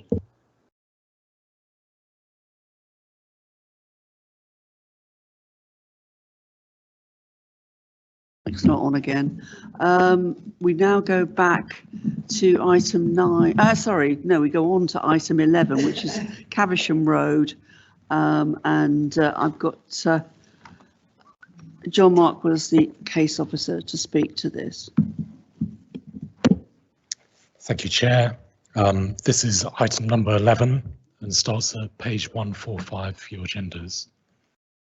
So the application site comprises a corner plot on the west side of Caversham Road and the south side of Northfield Road, to the northwest of the town centre and Reading Station. As existing, there's a prominent two-storey vacant retail warehouse on the eastern side of the site and two smaller office buildings to the west. All existing buildings are locally listed, and members may recall previous proposals of the site which were refused by committee and dismissed at appeal in May 2021. This proposal seeks to respond to the previous appeal decision. So full plan permission is sought for the partial demolition of the former retail warehouse building and redevelopment to provide 29 residential units and a retail unit. The extent of the retention and demolition of existing buildings at the site is shown here, with a proportion of the warehouse being retained and remodelled alongside the new build element to the south of the Caversham Road frontage. The retention of the characterful building on the corner of Caversham Road and Northfield Road is considered to retain the most significant part of the existing building in a genuine attempt to address previous concerns and bring forward a heritage and design-led approach in these proposals, while simultaneously achieving a financially viable proposal. With that in mind, 8 of the 29 residential units will be shared ownership affordable housing. This equates to a 27.59% on-site provision, with a commuted sum of 58,400 also secured to take the provision up to the policy compliant level of 30%. Set within a challenging viability position, this is considered to be an extremely positive outcome, going beyond a level of provision which can be reasonably be provided, making it a planning benefit of the scheme. So next slide, please. So the proposed scheme, seen on the right here, be part 2-storey before rising to part 5 and 6 stories further south. Firstly, this represents significant reductions and a shift in approach by the applicant in comparison with the dismissed at appeal proposals, which are also shown here. Ultimately, the proposed scale and massing needs to be assessed afresh on its own merits, whether considered that the proposal sufficiently maintains and enhances the character and appearance of the area. The detailed design also helps assimilate the scheme into its surroundings, leading to a coherent design response an attractive finished appearance, demonstrating a heritage-led design approach. In overall terms, whilst the officer report does identify some harmful impacts, officers conclude that the conflicts with the development plan are outweighed by the benefits of the proposals, as detailed in full within the conclusion section of the officer report. As such, full plan permission is recommended for approval, subject to the conditions and Section 106 obligations summarised within the report. Thank you. Thank you.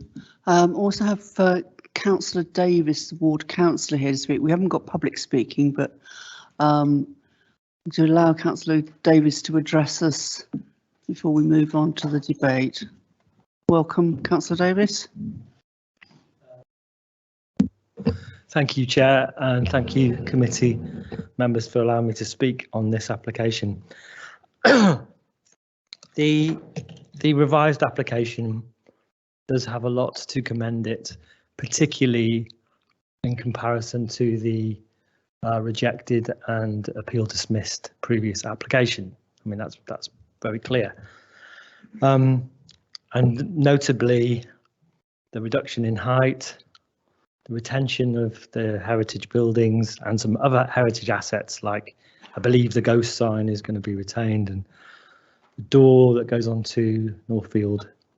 And in fact, the whole sort of heritage, the way the heritage is fronted onto both Northfield and Caversham Road is a massive improvement. So yeah, I think that generally there's a lot to be said for that, although it's still to be noted that it's a massive change to the streetscape, and part of this heritage building is going to be demolished, and we can't forget that. And particularly if you come from the fire station side, the impact is considerable. It's a very tall building in that area.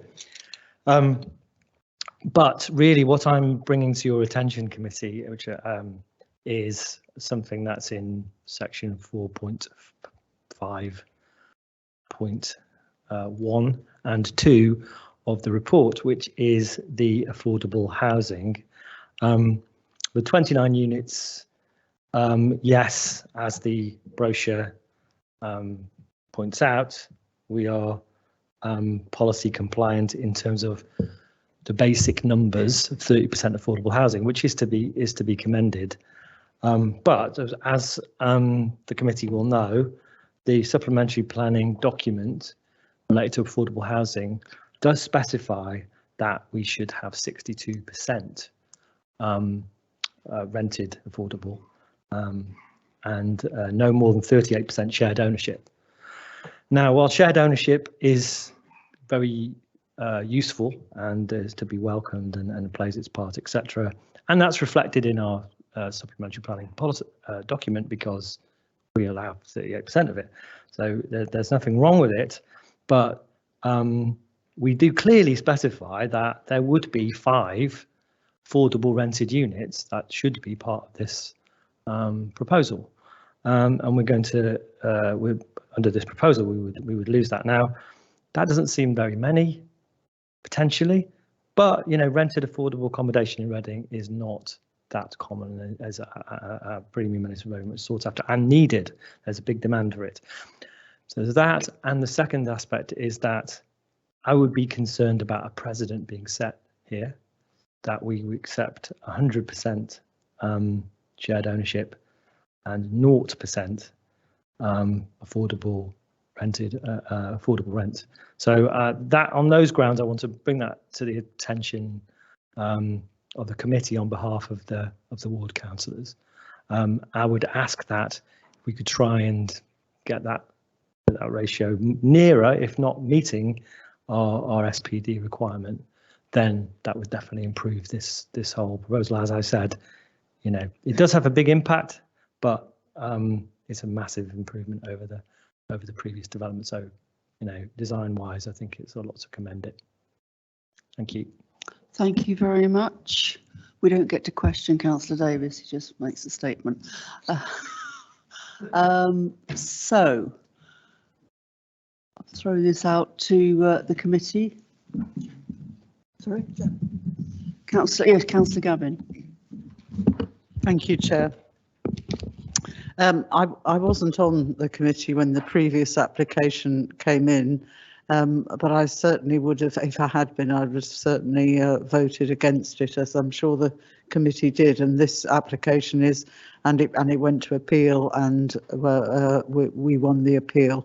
This application is a huge improvement on the previous one. It's not as big, as imposing, as kind of in your face. It is much more sympathetic to the skyline and the height of buildings along the road.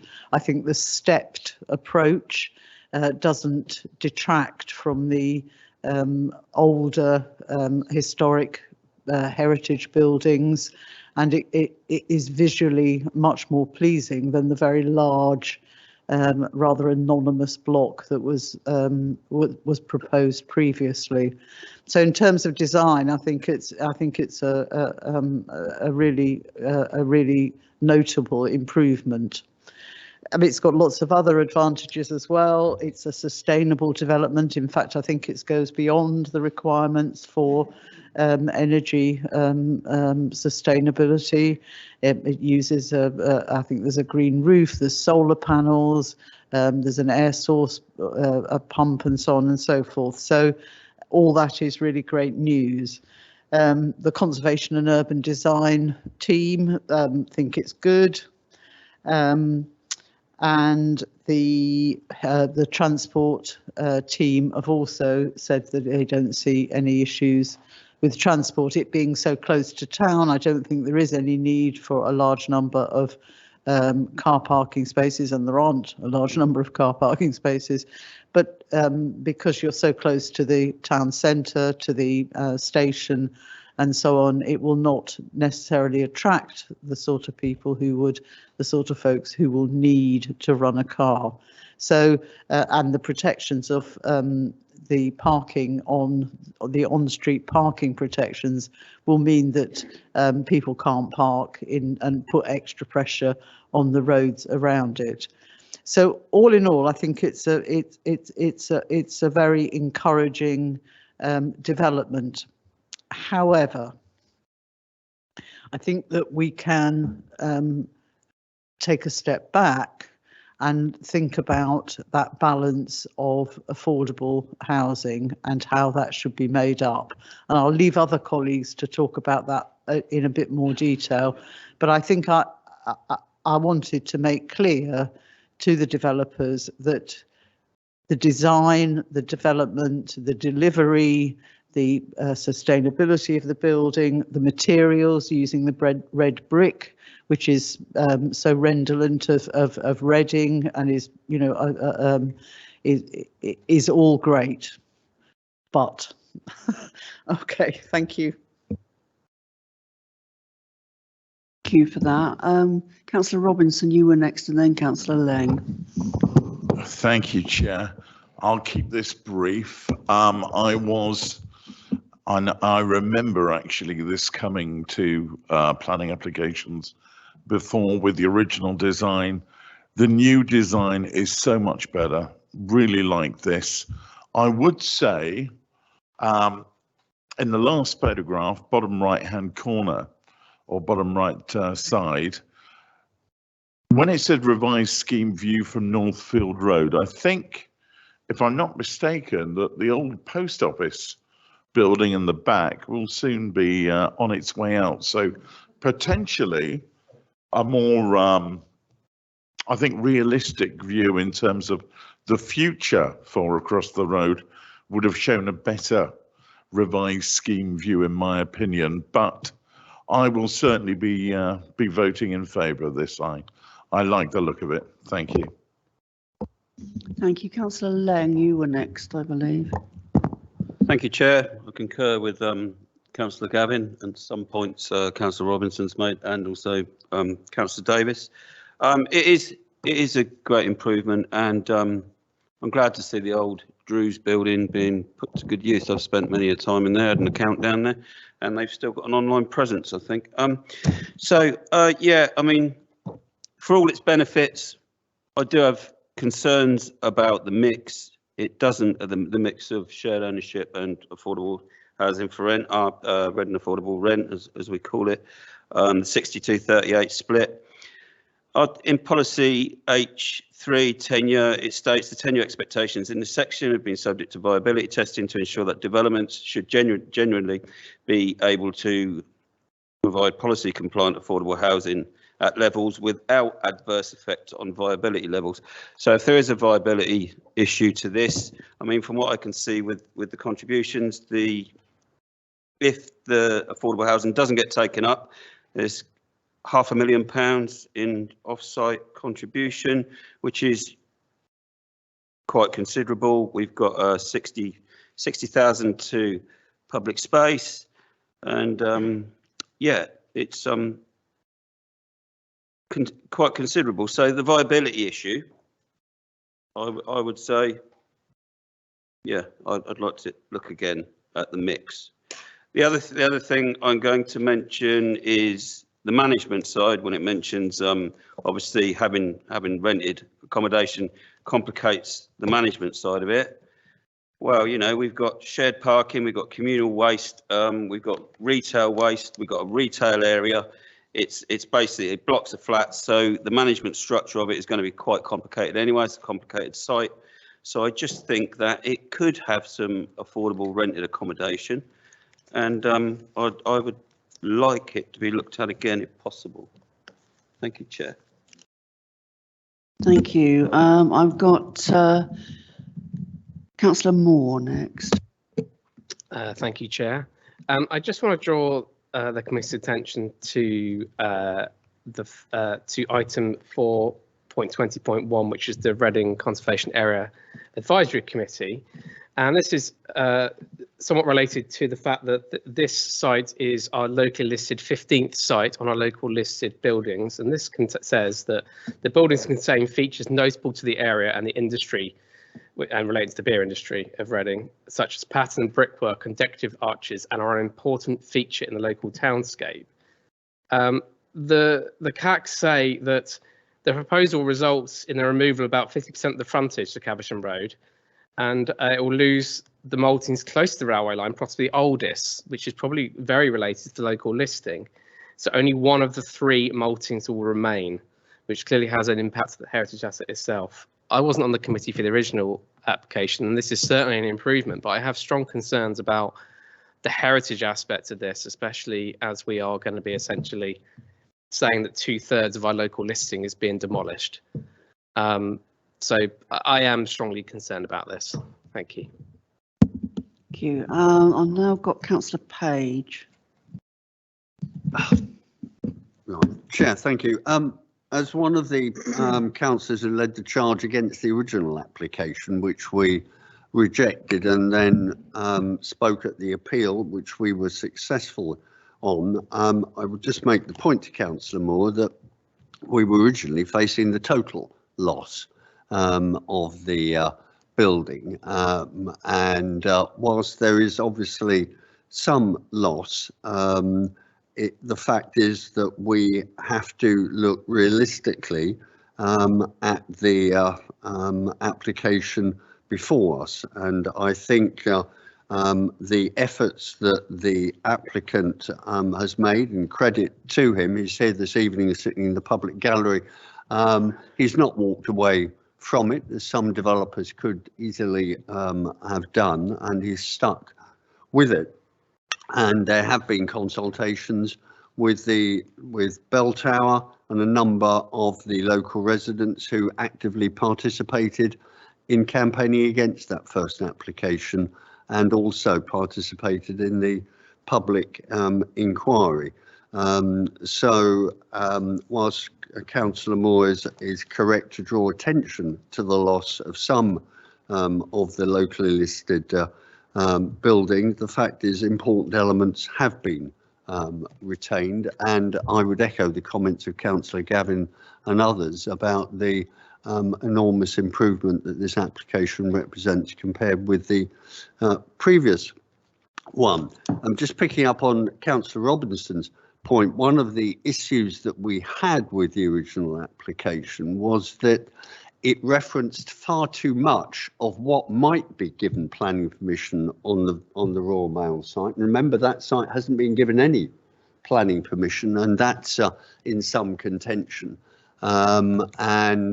We were concerned about the creation of a potential canyon along Caversham Road, and therefore the amended plans and the lower elevations and the step back element, more so than the previous application, is to be welcome, because it references much more this side, or the Northfield Road side, rather than the original application, which spent far too much time trying to justify its height on the basis of an application that we hadn't even approved, but that was zoned for much higher buildings. Whilst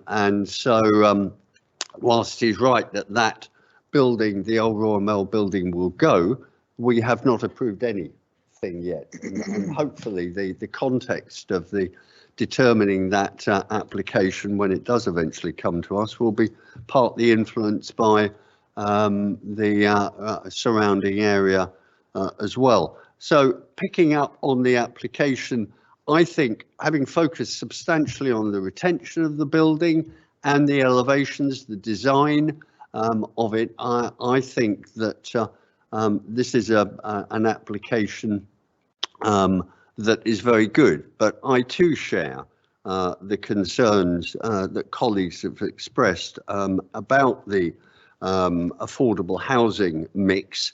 And I formally then, because I don't think anybody's actually formally done it yet, I would formally propose that we defer the application, certainly not refusing it, because we want to see some further discussions regarding the points that have been made about the departure from our existing policy, and the SPD was approved, I think, March 21 or May 21. So it was just before the appeal decision, actually. So it is hugely relevant. It is referenced in the very thorough report that John Markwell has prepared.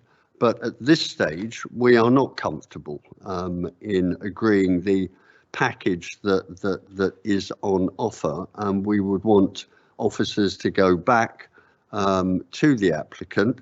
He's here this evening. He will have heard the discussion, and I hope that he will recognise that there is substantial support for the application as a whole, and the approach that has been adopted, but the element of the residential mix and affordable housing is not something we're comfortable with at the present, and therefore would request that further discussions are undertaken to try and secure a more policy compliant outcome on that front.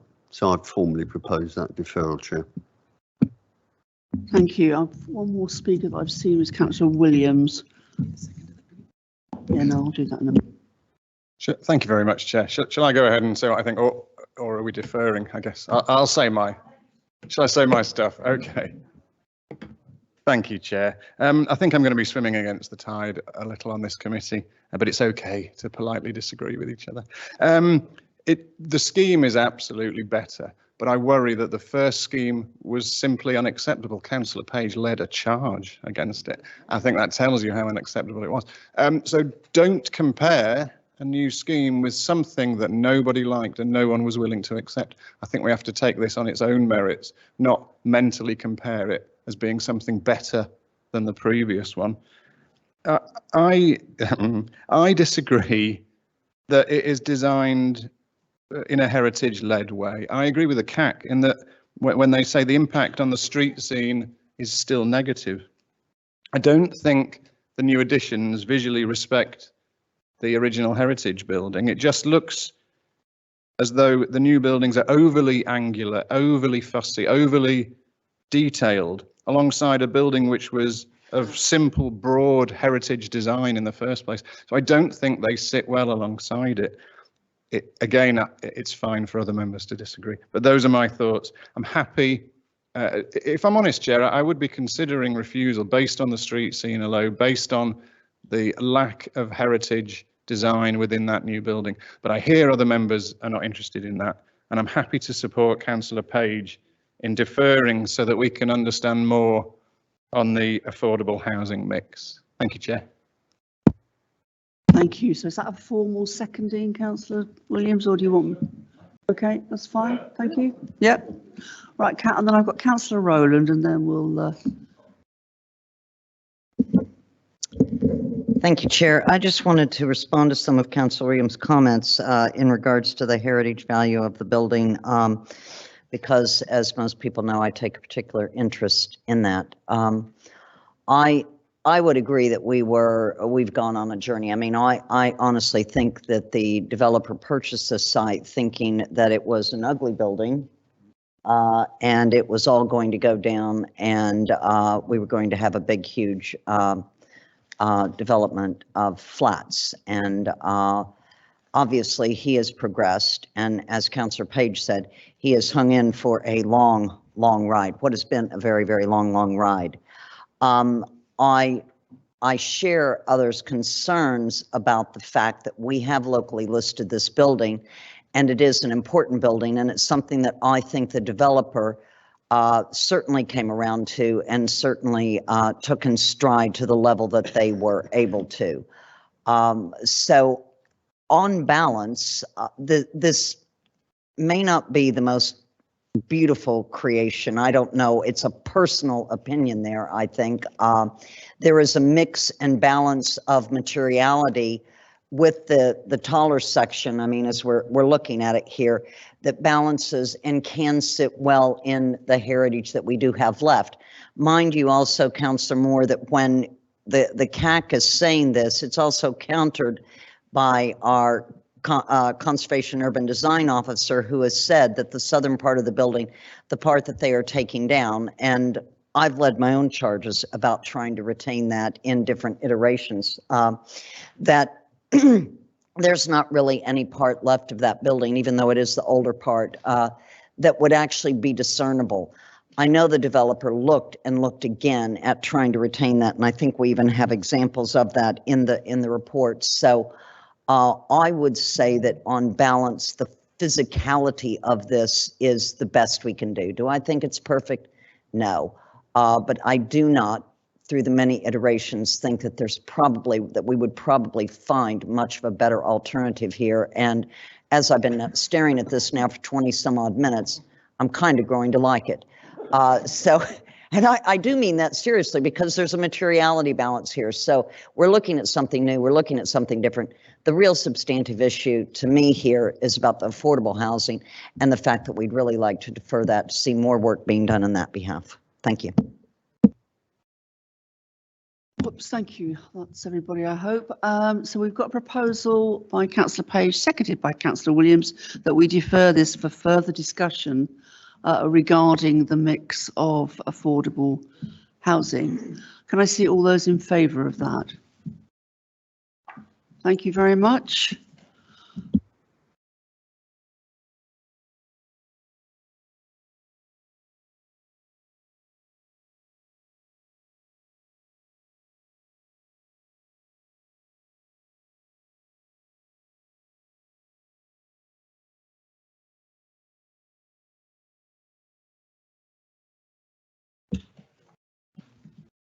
Beatrice, can you hear us, please?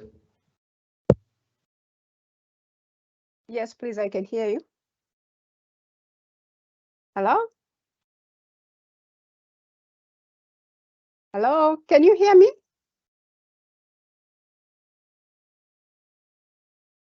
Hello? Can you hear me, please? We can, but can you hear me? Okay. Thank you very much, Chair. This application relates to a large bungalow at 4 Downshire Square within the Downshire Square Conservation Area. The application has been called in to be decided by Planning Applications Committee by Ward Councillor Ellie Emberson due to various concerns identified and the planning history of the site. The application seeks planning permission for the following proposed works, which include demolition of existing single-story side extension, relocation of the existing rear door, creation of a new vehicle access and parking area to the north part of the site with a turntable, relocation of the existing street lamp pole and speed cushion, replacement of low brick wall piers with metal railings and central front gate and landscaping works. No other external changes to the bungalow are proposed. In addition to the main report, there is an update report which includes revised plans. These are plans to replace the timber fencing used to demarcate the plot with hedging. They have also received 2 consultee comments, one from Conservation and Urban Design Officer and comments from CAC. Comments from the Conservation and the Urban Design Officer, there's no objection. Then there was a concern from CAC regarding the lack of proposed floor plans and the retention of the existing railings on the southern part of the subdivided plot. In the update pack, there are also 3 additional conditions that have been recommended. Given the nature of the proposed works, it is considered that the proposed development would not harm the character of the property and the wider area and would comply with the relevant policies of the Reading Borough Council plan. Therefore, officers are recommending approval subject to conditions, including those listed in the update report. Thank you very much, Chair. Thank you very much. Councillor Emberson, the ward councillor, called this in. Over to you. Yeah, thank you, Chair. And as the committee knows, there is an extensive history. It's been to appeal, and this rather small-scale scheme has come forward, and no doubt there are plans for the southern part of the site, as they note in their application, which we will consider separately. I just wanted to ask the case officer a couple of questions. Firstly, the application refers to demolishing an extension, but as I understand it actually forms part of the original building. I appreciate that probably bears no weight as it's not a heritage recognised building, but of course it's in a conservation area, so I just wanted to ask whether, because throughout the papers it says it's the demolishing of an extension, and then other parts it says it's part of the original building, so just wanted to make sure we were sure on that. And also I just wanted to ask, just for reassurance generally, in terms of future occupants of the bungalow, whilst I know it is a small part to be demolished proposed, and I know in the update pack rather helpfully it has been mentioned that does not form part of the application. I appreciate that. It would just be reassuring to note in terms of future occupants of that building, because at the minute, rightly or wrongly, the developer is doing nothing with that building and it is a home not being used because of its current place. So it'd just be helpful to understand the set process in terms of how, when and why we think about future occupants, because I appreciate we haven't in this instance, but it would be reassuring for residents to understand when we would consider that. Thank you. Thank you. Do you want to respond to that, Beatrice? Yes, please. Thank you very much, Chair.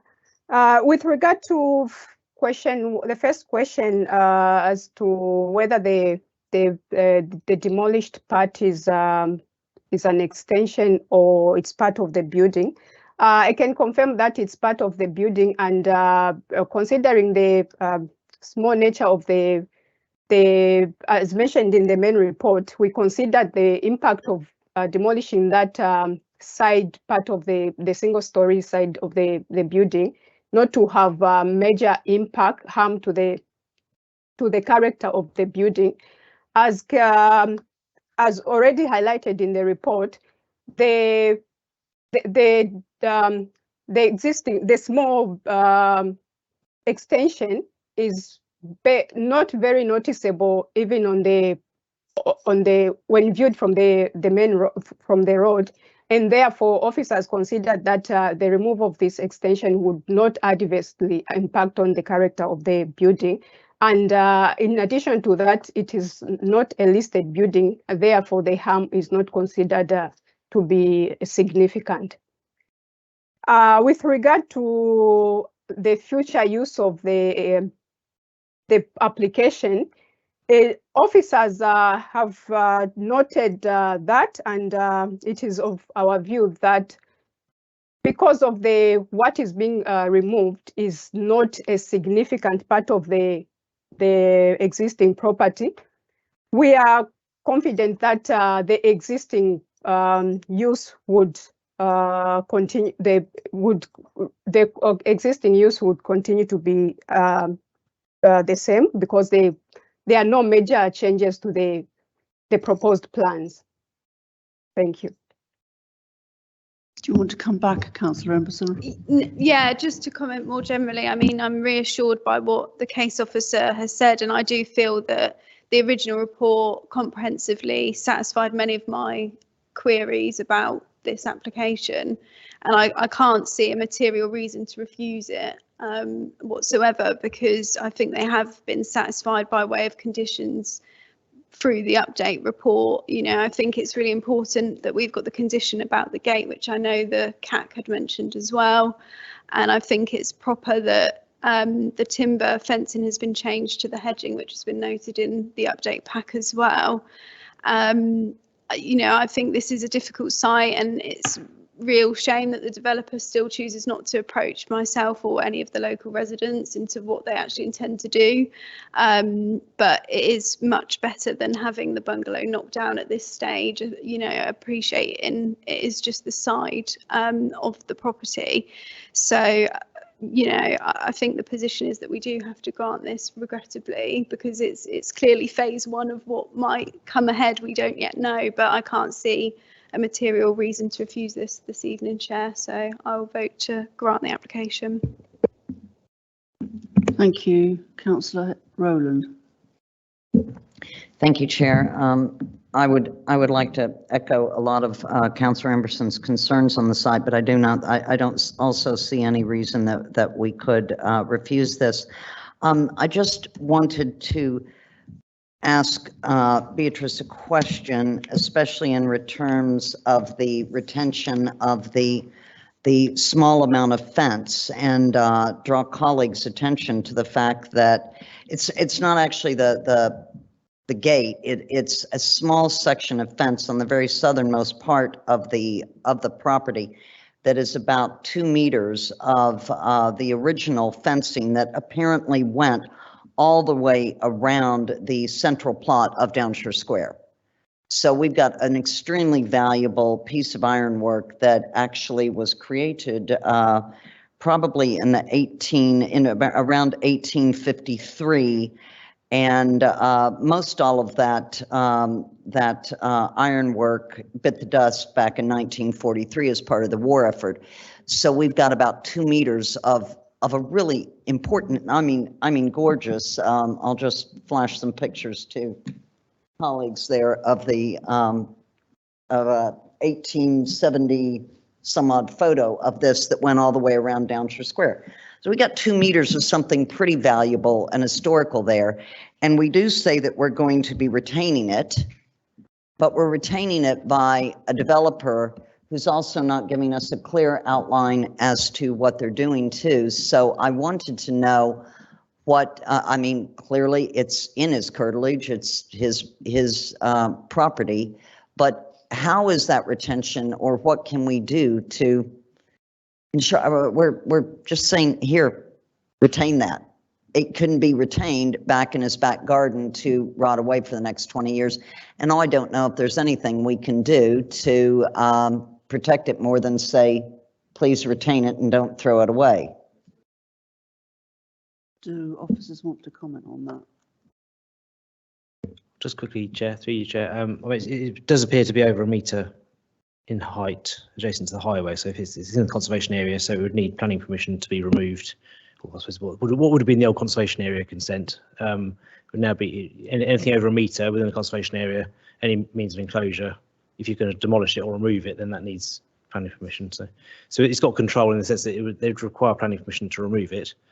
So that has that degree of control already. I think a condition would also clarify that as well. So, but any removal of any boundary treatment adjacent to a highway in a conservation area over a metre in height requires conservation area consent, which is now streamlined through because planning permission is required. So.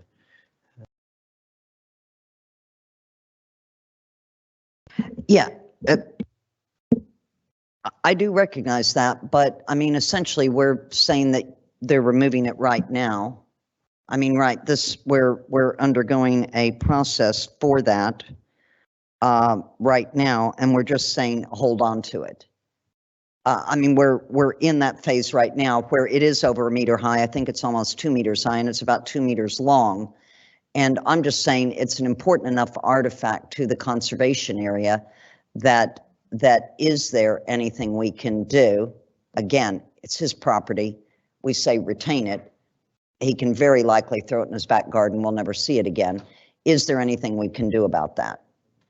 I don't know that there is. Councillor Emberson, you're indicating. It's in the plans to be retained. So what we're approving tonight retains it. Yeah.